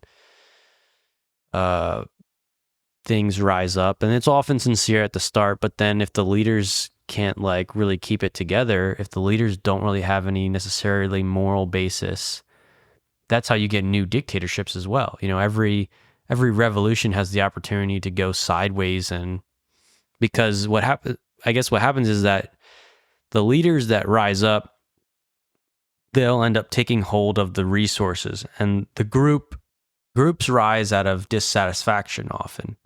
If you have an existing system of government, and out of dissatisfaction, a group will rise up and make suggestions, and if they can't change the system from the inside, then they'll start to become more revolutionary to the point where eventually, if they gain enough momentum, you know, it'll be like a takeover. But then once that happens, if you throw out too much of the old system, what it leaves is sort of void of disorganization where the political structure is deeply tied into the infrastructure of resource management. And on planets where there's scarcity, like the 3D planets where we need to manage resources or people will starve, that's a big like problem. Now, in this case, you know, on these spiritual worlds, they're not fighting, they don't have to fight over like resources to survive, but they're still like ruling systems and celestial circuits. This says that the constellation circuits, they had to rely on like a messenger system to even contact Urantia.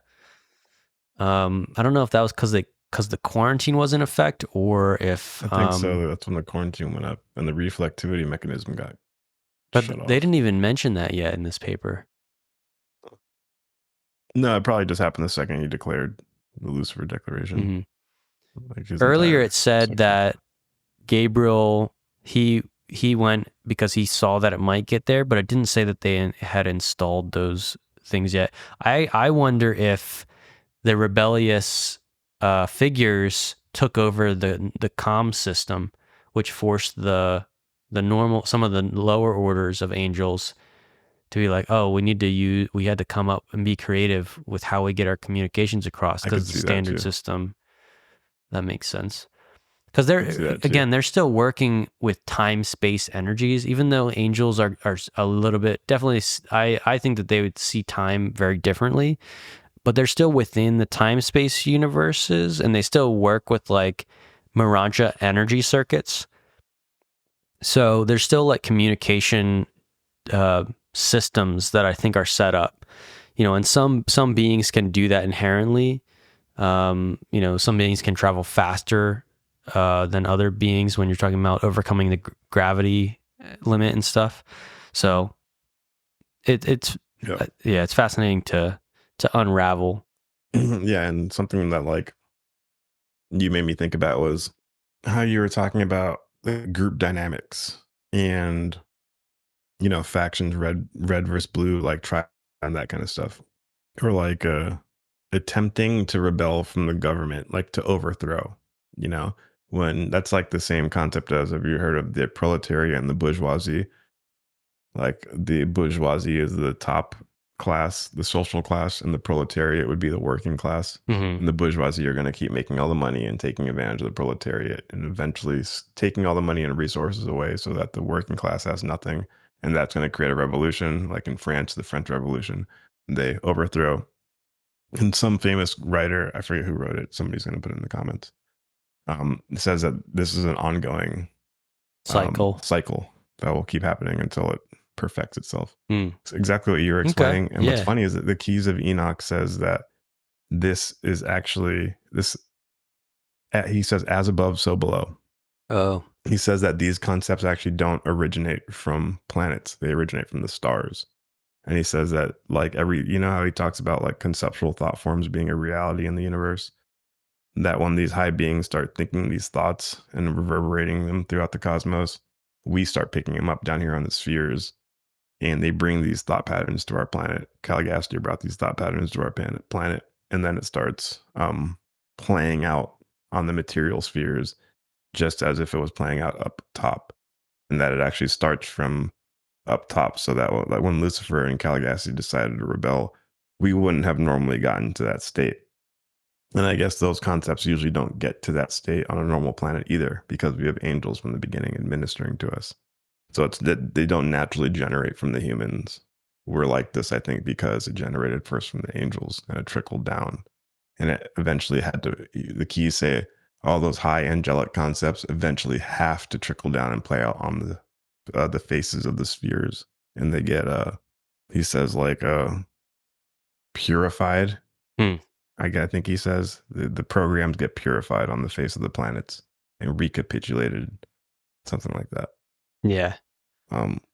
Yeah, he calls it like program Israel going to program Omega victory, something like that, where we whatever wrestle in all God all the ways JJ Hertech words things. It's unique though. I'm glad I have that in my tool belt, because I've touched the Eastern, the Western, and then that also brings I'm thinking Eastern as in like Indian philosophy, the Vedas, the yogas, but I haven't even dived into the Kabbalah, the Jewish mysticism, and he kind of he brings that to the table. And I do agree that there's the Western mindset has most recently been influenced by, I don't know, the Enlightenment, but like the Greeks with the reason and mathematics, Pythagoras, the Platonic solids, and our religion, it merges with that. It sort of it reflects that. Specifically in, people in religion in the West are very concerned about the apologetics of like the history of the text, how to verify that it hasn't been changed. They cross correlate all the different scrolls we have and be like, what was altered, what was not. And then they use that to kind of go out and say, this book is highly trustworthy. And that's like a valid science. Like, how do we pick apart how much this text has changed over the years? But then in the Eastern, it seems that they're much more about, I'm sure they have historians that do that as well, look at the oldest scrolls, but like the main yoga practice of mind, body, spirit is much more a personal experience. Maybe you could even call it like closer to like a Gnostic idea, where instead of just relying on a theology or an intellectualism, you're supposed to experience, the oneness of creation or the oneness of all, and the inner divinity through, meditation and purifying the body. And so to me, we need both of those things to kind of merge together. We need those mind, body, spirit practices, but it needs to be a mix of that intellectual theology and reasoning. But reasoning is only one part of our intelligence. It's not the end all be all. And that's where a lot of Western religion kind of lives in, is the reasoning of the mind, the intellectualism. But we kind of miss out on that, like the intuition, the meditation, the mental silence. Yeah. Yeah, it's like theory and practice, book smart versus field smart, but you need both. Integration. Should I pick up for you? All right. Part 7, the history of the rebellion. The Lucifer Rebellion was system-wide. 37 seceding planetary princes swung their world administrations largely to the side of the arch-rebel. Only on Panoptia did the planetary prince fail to carry his people with him. On this world, under the guidance of the Melchizedeks, the people rallied to the support of Michael. Eleonora, a young woman of that mortal realm, grasped the leadership of the human races, and not a single soul on that strife-torn world enlisted under the Lucifer banner. And ever since have these loyal Panoptians served on the Seventh Jerusalem transition world as the caretakers and builders on the Father's sphere and its surrounding 7 detention worlds. The Panoptians not only act as the literal custodians of these worlds, but they also execute the personal orders of Michael for the embellishment of these spheres for some future unknown use. They do this work as they tarry en route to Urantia. Damn, that's pretty sick. So that entire population has like special assignment for after they ascend and die. They get to go like be caretakers of certain mansion worlds on their way out. And that's sick. Yeah.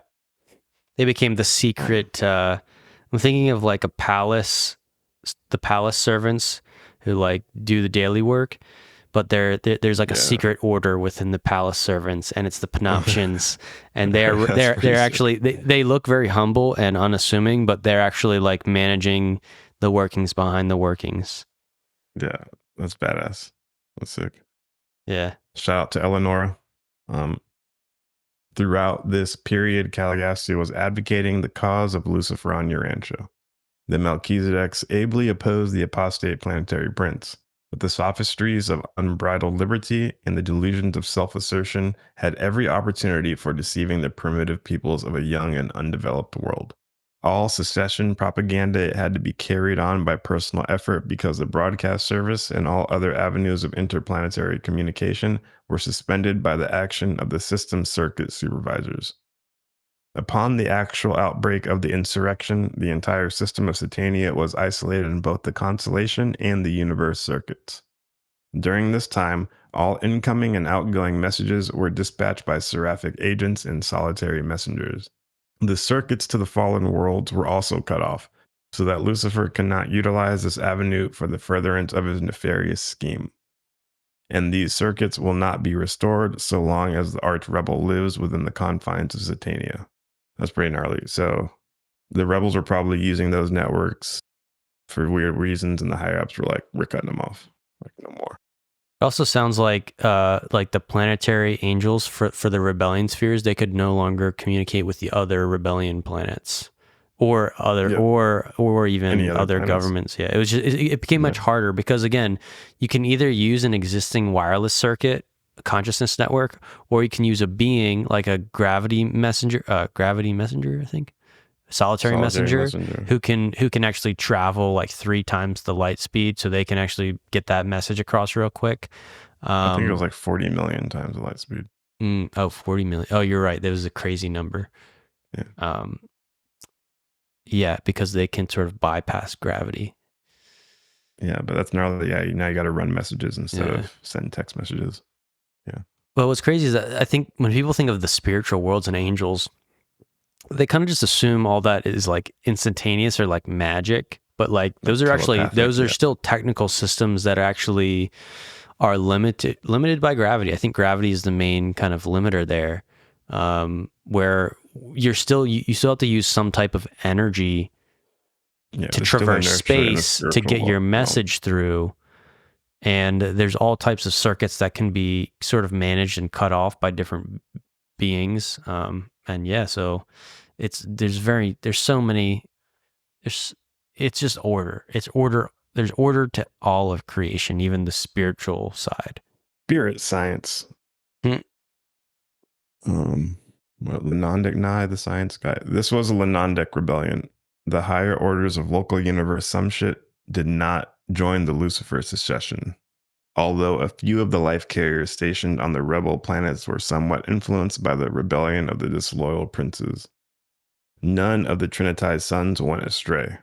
The Melchizedeks, archangels, and the brilliant evening stars were all loyal to Michael, and with Gabriel, valiantly contended for the Father's will and the Son's rule. No beings of paradise origin were involved in disloyalty. Together with the solitary messengers, they took up headquarters on the world of the Spirit, and remained under the leadership of the faithful of days of Urantia. None of the conciliators apostatized, nor did a single of nor did a single one of the celestial recorders go astray. But a heavy toll was taken on the Urantia companions and the mansion world teachers. Of the supreme order of seraphim, not an angel was lost, but a considerable group of the next order, the superior, were deceived and ensnared. Likewise, a few of the third or supervisor order of the angels were misled. But the terrible breakdown came in the fourth group, the administrator angels, those seraphim who are normally assigned to the duties of the system capitals. Menosha saved almost 2/3 of them, but slightly over 1/3 followed their chief into the rebel ranks. 1/3 of all of the Jerusalem cherubim attached to the administrator angels were lost with their disloyal seraphim. Of the planetary angelic helpers, those assigned to the material sons, about 1/3 were deceived, and almost 10% of the transition ministers were ensnared. In symbol, John saw this when he wrote of the great red dragon, saying, "And his tail drew a third part of the stars of heaven and cast them down into darkness." The greatest loss occurred in the angelic ranks, but most of the lower orders of intelligence were involved in disloyalty. Of the 681,217 material sons, Adam and Eve's, lost in Satania, 95% were casualties of the Lucifer Rebellion. Large numbers of midway creatures were lost on those individual planets whose planetary princes joined with the Lucifer cause. Dude, 95% of the Adam and Eves in Satania went over to the rebellion. That's crazy. Is that the right way to see the number? So the greatest loss of the lost in Satania, 95% were casualties of the Lucifer Rebellion. So this is of the like 700,000 material sons lost in Satania, 95% were. What does that mean about the other 5%? Does it actually mean 95% material sons rebelled and then 5% didn't? It doesn't seem that doesn't seem completely. That's what I'm saying. That's what I'm thinking. That's how I'm perceiving it right now. Yeah. I'm seeing it differently, where there's 700,000 rebellious material sons, and 95% of them rebelled because of the Lucifer Rebellion. 5% were some other rebellion. Was there another rebellion? No, that doesn't make sense. There's two other, but there was two in Satania though. Not in Satania, no. I think they're outside elsewhere. So maybe 5% of the material sons were lost at some other point in time due to another rebellion. I don't think that it's saying that 95% of all the material sons in Satania got caught in the rebellion. You're right. It is worded weird now that it's saying like lost in Satania. Mm-hmm. Yeah, that number is only the lost ones, the rebelled ones, unless they mean dead ones. It's still a crazy number because there's now this that one, yeah. I feel like this gets into like so for the viewers out there, material sons, these are actually like they actually have physicality. Like they also have procreation. They procreate and have kids like we do. And so I'm just trying to think, like, this is almost like a space opera, a whole big space opera, because they seed civilizations, the material sons and daughters. So it's like, what did they do when the rebellion happened? What did those material sons and daughters, what did they spend their time doing? Were they like doing a bunch of genetic programs like across a bunch of spheres? I feel like there's an untold story in there. Oh yeah, that'd be a very interesting story. And to tie it into the Urantia book and the Billy Meyer, I've always had a personal, for some reason, I thought that Simyase from the Urantia book is one of these rebel material daughters. Oh, yeah. So some of the ETs that have been influencing Earth they might actually not be like the spiritual interdimensional kind of side. It might be the material sons and daughters who are kind of on that free for all. And that's why they look all beautiful and Nordic Palladian. Is it me? Yeah, go ahead. In many respects, this rebellion was the most widespread and disastrous of all such occurrences in Nebadon. More personalities were involved in this insurrection than in both of others. And it is to their everlasting dishonor that the emissaries of Lucifer and Satan spared not the infant training schools on the finaliter cultural planet, but rather sought to corrupt these developing minds in mercy salvaged from the evolutionary worlds. That does actually explain Damn. the previous paragraph. I think it does. What? Because in this paragraph we just read, it says, in many respects, this rebellion was the most widespread and disastrous. That's why it took 95. So of the 700,000 material suns lost in Satania to the couple different rebellions that happened, the most disastrous one was the Lucifer one. And it took that was 95% of those rebelled material sons and daughters. So it is talking about the different rebellions. 95% of the total rebellions. material suns were due to the Lucifer Rebellion. No, not 95% of the total, 95% of all material suns lost to all rebellions. All three rebellions, 95% of them were from the Lucifer Rebellion. Which shows that the Lucifer Rebellion was the most widespread and disastrous. Okay, yeah. It always kind of explains it in the next one. Number. Yeah. That's a pretty fat amount of number, though. You can imagine it being a good amount of Adams and Eves. Yep. That just confuses it even more for us, because if we meet him, we're going to be like, oh, you're an Adam and Eve. Now you got to be sketchy when you meet an Adam and Eve. What's your fucking name again? All right. And they did not spare the infant training schools. They went for the babies, too. Dang. That's crazy. The ascending mortals were vulnerable, but they withstood the sophistries of the rebellion better than the lower spirits. While many on the lower mansion worlds, those who had not attained final fusion with their adjusters, fell, it is recorded to the glory of the wisdom of the ascension scheme that not a single member of the Satania Ascendant citizenship resident on Jerusalem participated in the Lucifer Rebellion. That's pretty gnarly. So none of the Ascendant pilgrims. Because we're smarter than that. We come from those evolutionary planets. We're not that dumb, you know?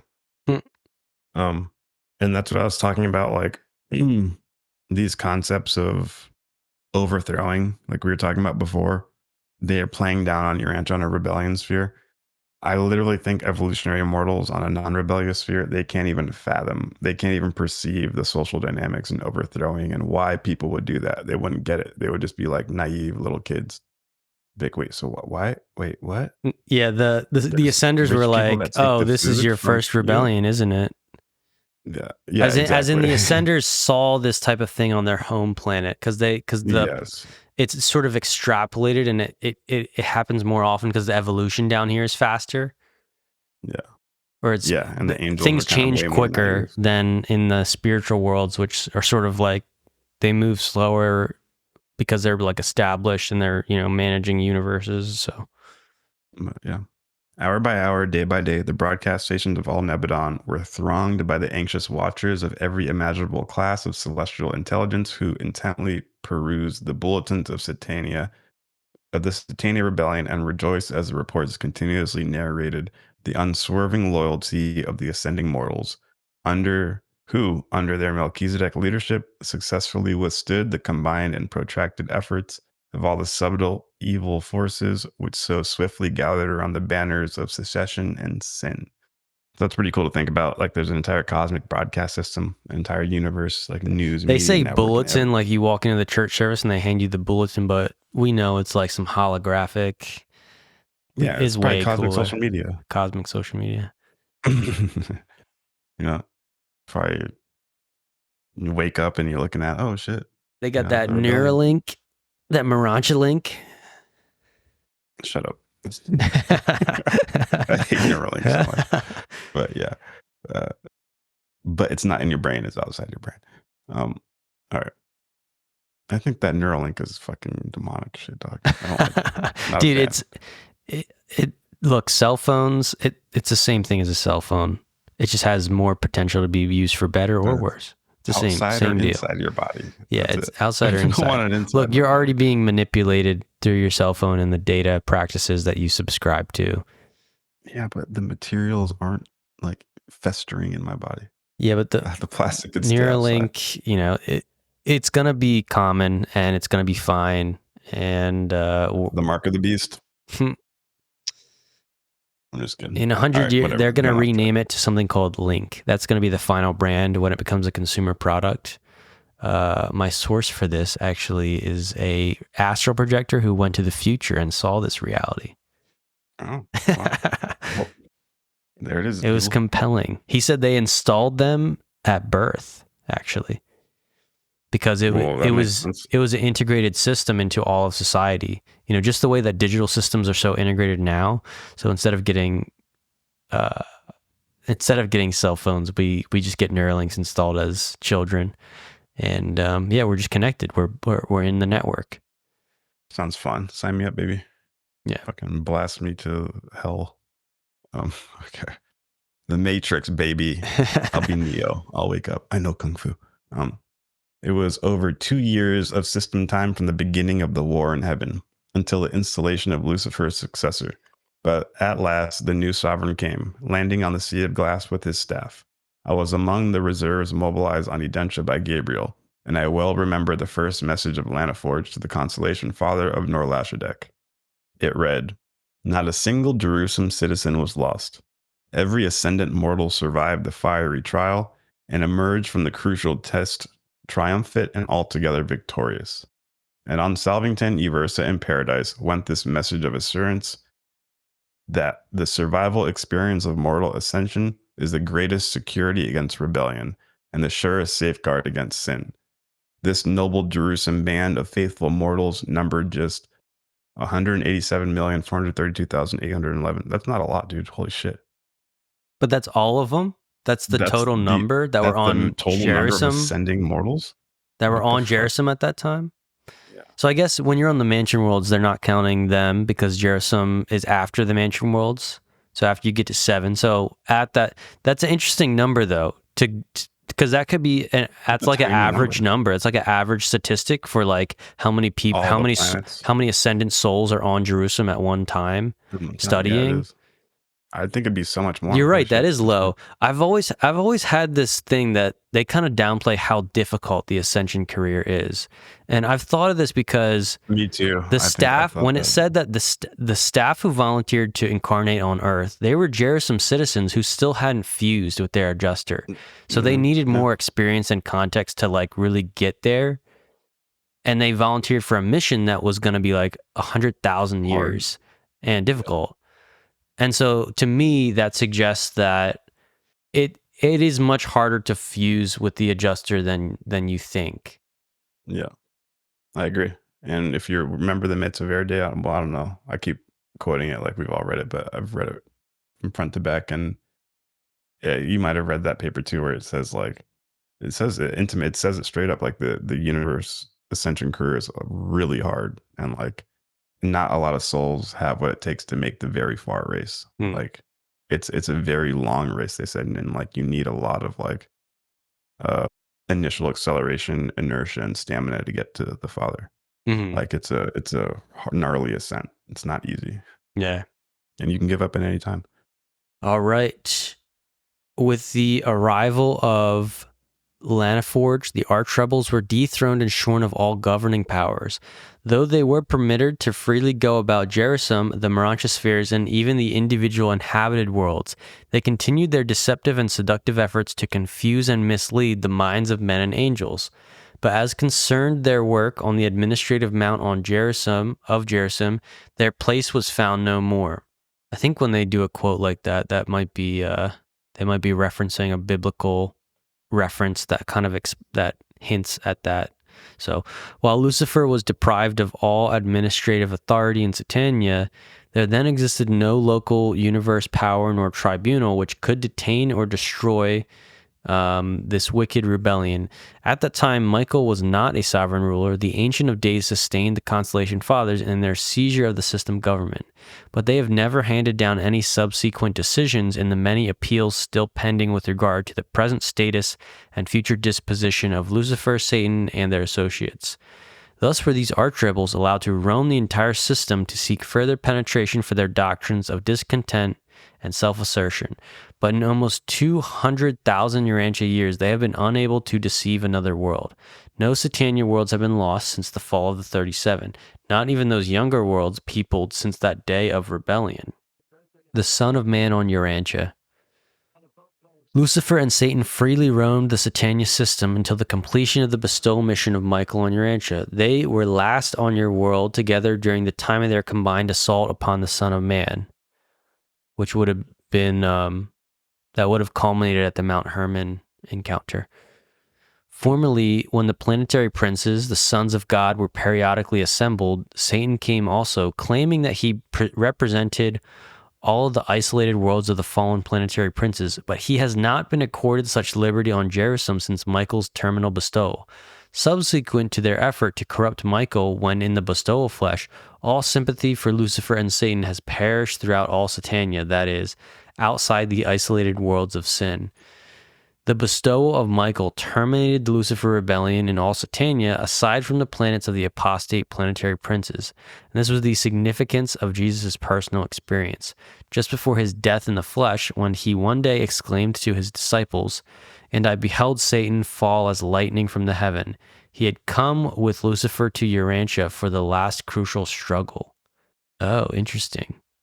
I've heard that phraseology before, falling like lightning from the heaven. I feel like, from the Bible. yeah, but that's I don't think Jesus is quoted as saying that in the New Testament. So I wonder if one of the other apostles wrote that or something. I don't know, but I guess Jesus had like a mental vision of the arrival From of Luke Satan and 10:8. Lucifer. What does it say? Read it.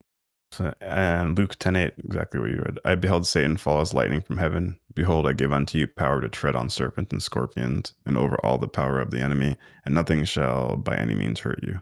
And that was supposedly, Jesus speaking. Gotcha. Yeah. Because he knew he was, kind of conquering, becoming the planetary prince. The Son of Man was confident of success, and he knew that his triumph on your world would forever settle the status of his age-long enemies, not only in Satania, but also in the other two systems where sin had entered. There was survival for mortals and security for angels when your master, in reply to the Lucifer proposals, calmly and with divine assurance replied, "Get you behind me, Satan." That was in principle the real end of the Lucifer Rebellion. True, the Uversa tribunals have not yet rendered the executive decision regarding the appeal of Gabriel praying for the destruction of the rebels. But such a decree will no doubt be forthcoming in the fullness of time, since the first step in the hearing in this case has already been taken. Ooh. Gabriel was praying for the destruction of the rebels. They didn't do that early on, but it says that such a decree will no doubt be forthcoming in the fullness of time. Yeah, well, we do have an extra Urantia book source that claims that both Lucifer and Satan have already been annihilated, which is a big claim, but this kind of says that would be inevitable if they didn't sort of secede to their wrongdoings. Caligastia was recognized by the Son of Man as the technical prince of Urantia up to near the time of his death. Said Jesus, "Now is the judgment of this world. Now shall the prince of this world be cast down." And then still near the completion of his life work, he announced, "The prince of this world is judged." And it is the same dethroned and discredited prince who was once termed God of Urantia. The last act of Michael before leaving Urantia was to offer mercy to Caligastia and Dalagastia, but they spurned his tender pro-offer. Caligastia, your apostate planetary prince, is still free on Urantia to prosecute his nefarious designs, but he has absolutely no power to enter the minds of men, neither can he draw near to their souls to tempt or corrupt them unless they really desire to be cursed with his wicked presence. Before the bestowal of Michael, these rulers of darkness sought to maintain their authority on Urantia, and they persistently withstood the minor and subordinate celestial personalities. But since the day of Pentecost, this traitorous Caligastia and his equally contemptible associate, Dalagastia, are servile before the divine majesty of the paradise thought adjusters and the protective spirit of truth, the spirit of Michael, which has been poured out upon all flesh. But even so, no fallen spirit ever did have the power to invade the minds or to harass the souls of the children of God. Neither Satan nor Caligastia could ever touch or approach the faith sons of God. Faith is an effective armor against sin and iniquity. It is true, he who is born of God keeps himself, and the wicked one touches him not. In general, when weak and dissolute mortals are supposed to be under the influence of devils and demons, they are merely being dominated by their own inherent and debased tendencies, being led away by their own natural propensities.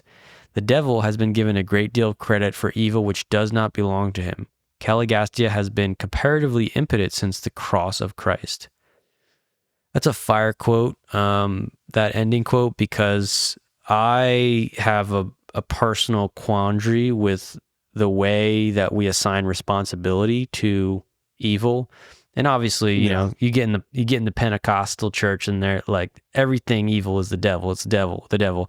Even modern Christianity, the sort of way that people think is that every like evil thought that they have, there's actually like some demon trying to influence them, where it's like, no, like you're not that important that like there needs to be a devil whispering over your shoulder to like introduce that thought to you. Those thoughts exist in the sort of in the world that we live in, and they're more expounded upon by humans. We don't even need to like involve, you know, non-human, invisible spiritual entities that, you know, the only way to validate that is, you know, through extrasensory consciousness experiences, which still, you know, are Lucifer absolute proof and more of a personal thing. But yeah, I like that. I just like that verse. It points out, you know, stop blaming things on the devil and take some responsibility for your own mind. You need to clean that. There's no devil on your shoulder. It's just you. You want to read the last 9 here? Yeah, I'll do it. Kill it. 9. Present status of the rebellion. Early in the people's. Cool. All right.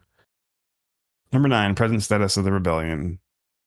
Early in the days of the Lucifer Rebellion, salvation was offered to all rebels by Michael. To all who would show proof of sincere repentance, he offered, upon his attainment of complete universe sovereignty, forgiveness and reinstatement in some form of universe service. None of the leaders accepted this merciful proffer, but thousands of angels and lower orders of celestial beings, including hundreds of the material sons and daughters, accepted the mercy proclaimed by the Panoptians and were given rehabilitation at the time of Jesus' insurrection, at the time of Jesus' resurrection, 1900 years ago. These beings have since been transferred to the Father's world of Jerusalem, where they must be held, technically, until the Uversa courts hand down a decision in the matter of Gabriel versus Lucifer. But no one doubts that, when the annihilation verdict is issued, these repentant and salvaged personalities will be exempt from the decree of extinction. These probationary souls now labor with the Panoptians in the work of caring for the Father's world. The arch-deceiver has never been on Urantia since the days when he sought to turn back Michael from the purpose to complete the bestowal and to establish himself finally and securely as the unqualified ruler of Nebadon. Upon Michael's becoming the settled and head of the universe of Nebadon, Lucifer was taken into custody by the agents of Uversa, Ancient of Days, and has since been a prisoner on satellite number 1 of the Father's group of the transition spheres of Jerusalem. And here the rulers of other worlds and systems behold the end of the unfaithful sovereign of Satania. Paul knew of the status of these rebellious leaders following Michael's bestowal, for he wrote of Caligastia's chiefs as spiritual hosts of wickedness in heavenly places. Michael, upon assuming the supreme sovereignty of Nebadon, petitioned the Ancient of Days for authority to intern all personalities concerned in the Lucifer Rebellion, pending the rulings of the super-universe tribunals in the case of Gabriel versus Lucifer, placed on the records of Uversa's Supreme Court almost 200,000 years ago, as you reckon time. Concerning the System Capital Group, the Ancients of Days granted the Michael petition with but a single exception. Satan was allowed to make periodic visits to the apostate princes on the fallen worlds until another son of God should be accepted by such apostate worlds, or until such time as the courts of Uversa should begin the adjudication of the case of Gabriel versus Lucifer. Satan could come to Urantia because you had no son of standing and residence, neither planetary prince nor material son. Macaventa Melchizedek has since been proclaimed vicegerent planetary prince of Urantia, and the opening of the case of Gabriel versus Lucifer has signalized the inauguration of temporary planetary regimes on all of the isolated worlds. It is true that Satan did periodically visit Caligastia and others of the fallen princes right up to the time of the presentation of these revelations. Isn't that crazy? So Satan was on planet in the 1930s. Just Satan, though, because it says that Lucifer was locked up. Yeah. So I think that would be, earlier we read that Revelation link where the deceiver would be locked up for 1,000 years. That would be it. Upon Michael's completion of his incarnation mission, that Lucifer then got locked up on the prisoner ward. Satan was limited, but he could still do some travel. But that's the bound for an age. Yeah, that and already now happened. He's unqualified, detained on the Jerusalem prisons field. The next sentence, it says that right there. You see it. Well, yeah, that was him being bound for an age. Mm-hmm, that was that. I agree with you on that one. That would be his bounding. Mm-hmm. And then maybe I don't know. Until now. I don't know if this says anything about. I don't think this comments on Revelation. John said they would be unbound, like after that 1,000 years. Then they would kind of be free for a bit, and then the final battle. That kind of sounds like, though, it kind of sounds like the adjudication of the final court decision. So it's like after, like, they're bound, you're in prison for a while, but then as other things work themselves out, you have the final adjudication of the court case, and so they, he's out of prison for that, and maybe has a little more freedom.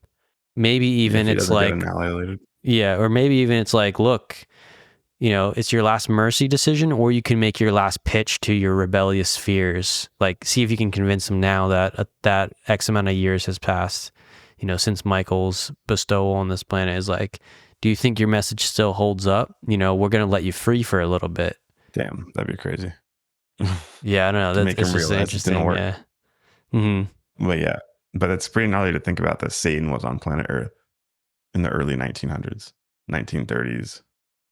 1920s, up until the time of the Revelation. You mean because he could freely go between the rebellion planets?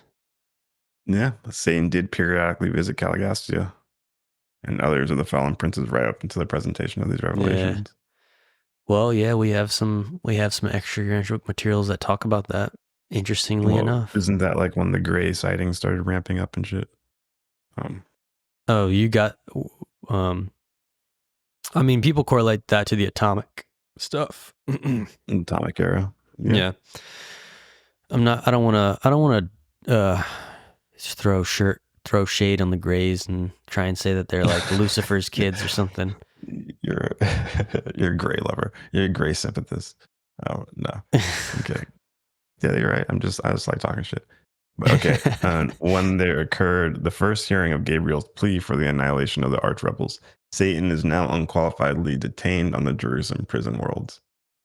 Since Michael's final bestowal, no one in all Satania has desired to go to the prison worlds to minister to the interned rebels, and no more beings have been won to the deceiver's cause. For 1900 years, the status has been unchanged. It's probably because how they tried to treat Jesus during the 40 days. Kind of revealed their true heart.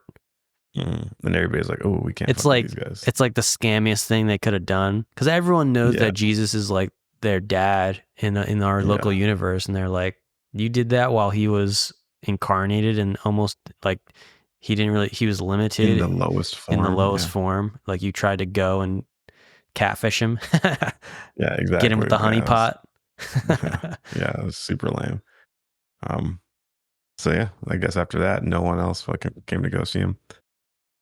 We do not look for the removal of the present Satania restrictions until the Ancient of Days make final disposition to the arch rebels.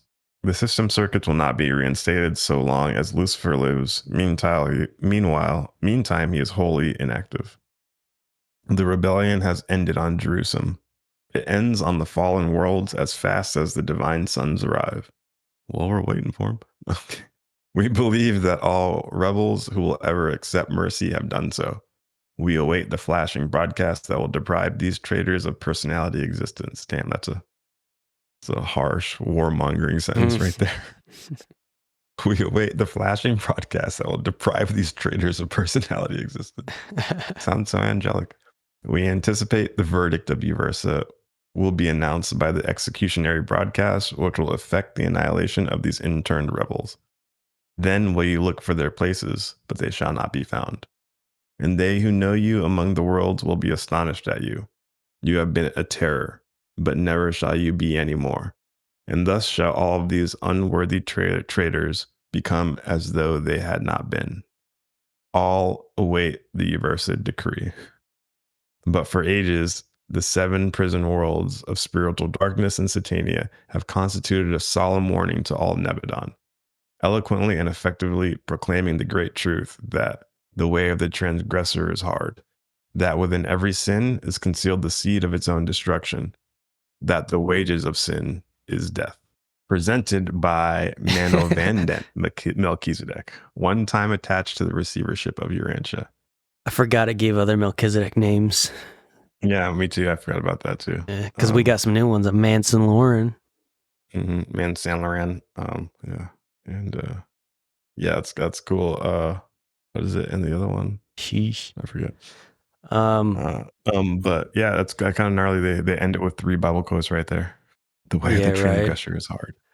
But yeah, that's it. That's the Lucifer Rebellion. We actually got a couple viewers, 12 viewers had joined in here over the last half hour as we finished out that paper. That's cool. Welcome. We got through that entire paper today. Wow. Yeah, that was Sunday live streams. 3 or 4 hours. Yeah, a lot of technical difficulties, but we figured out all the bugs and the gremlins, so it'll be a lot smoother next time. We're probably going to start doing live streams more often. I hope you guys enjoyed it. I enjoyed interacting with you guys. It was really cool reading this together. It was almost like we were doing that. If you ain't subscribed to the channel. I don't know if you're a new viewer. I'm sure everybody watching is already subscribed. We have shirts coming out soon, so stay tuned. We got some official Legacy shirts coming out. I'll let you guys know about that when they drop. The Lucifer Rebellion. Goddamn. Why are all these damn ETs showing up in my fucking sky? You know what I mean? What's happening? This whole UAP thing. I hope it gives us some type of a conceptual framework on who these different factions of ETs are, who they align with, what are their agendas, what are their motives, what are their backgrounds. Maybe they were they used to be lined up with the rebellion, and now they're good guys, but they're still kind of have some sketchy tendencies when they're trying to get better, you know. Why did Anna Paulina Luna, a congresswoman, post a photo of the Orion constellation? I saw that and I was like, yeah, she knows. And she's legit. She's like, that's crazy, dude. Cryptic hasn't even answered about a why. My best guess is that she's aware of the Law of One. That's the biggest proponent that talks about the Orion group. And I also do think that in the intel community around the UAP stuff, they're obviously super aware of the Law of One. It's one of the best non-human contacts recorded. It reveals stuff about UFOs that is like super secret, you know. It gives a number, you know, they had 70 UFOs that were back engineered, and it told us that in the 70s or something, whenever it came out. So yeah, anyway, tangent, UAP tangent, but keep your eye on the skies. We've been watching out for these orbs and these drones because we think it might be connected with some larger events. But, you know, we're going to keep a sharp mind, keep the analysis on point, and just enjoy the show. So we'll see what happens. Smith got that last comment in there saying, have the life circuits been restored to Urantia? We have to remember that this book was given to us in 1933. So it's kind of old, a lot. It's almost been 100 years, so a lot has changed since then. It is totally possible that, I'm not saying we're fully out of quarantine, but some steps have been made in the adjudication to start opening up some circuits. Not just full open up, but I believe, the quarantine is getting reduced step by step, baby steps. Yep. And I just realized there's a follow-up paper that, you know, maybe we'll do another episode on. It's basically and it's like, so we just got the event analysis of the Lucifer Rebellion, and then they have a paper after it, which is the sort of the effect analysis, an angelic breakdown of the problems of the Lucifer Rebellion. So some valuable wisdom there, or you can, read it on your own. Yeah, the consequences and the problems of the Lucifer Rebellion. It's good. We'll go over that too. So keep an eye out for that. But thanks for tuning in, people. Happy Sunday. Sunday fun day. Remember the Lord. Remember Christ. Remember that you have angels around you at all times. And remember that you have a divine spark within you. Thank you for listening to this podcast. But this podcast will remind you of that spark within you.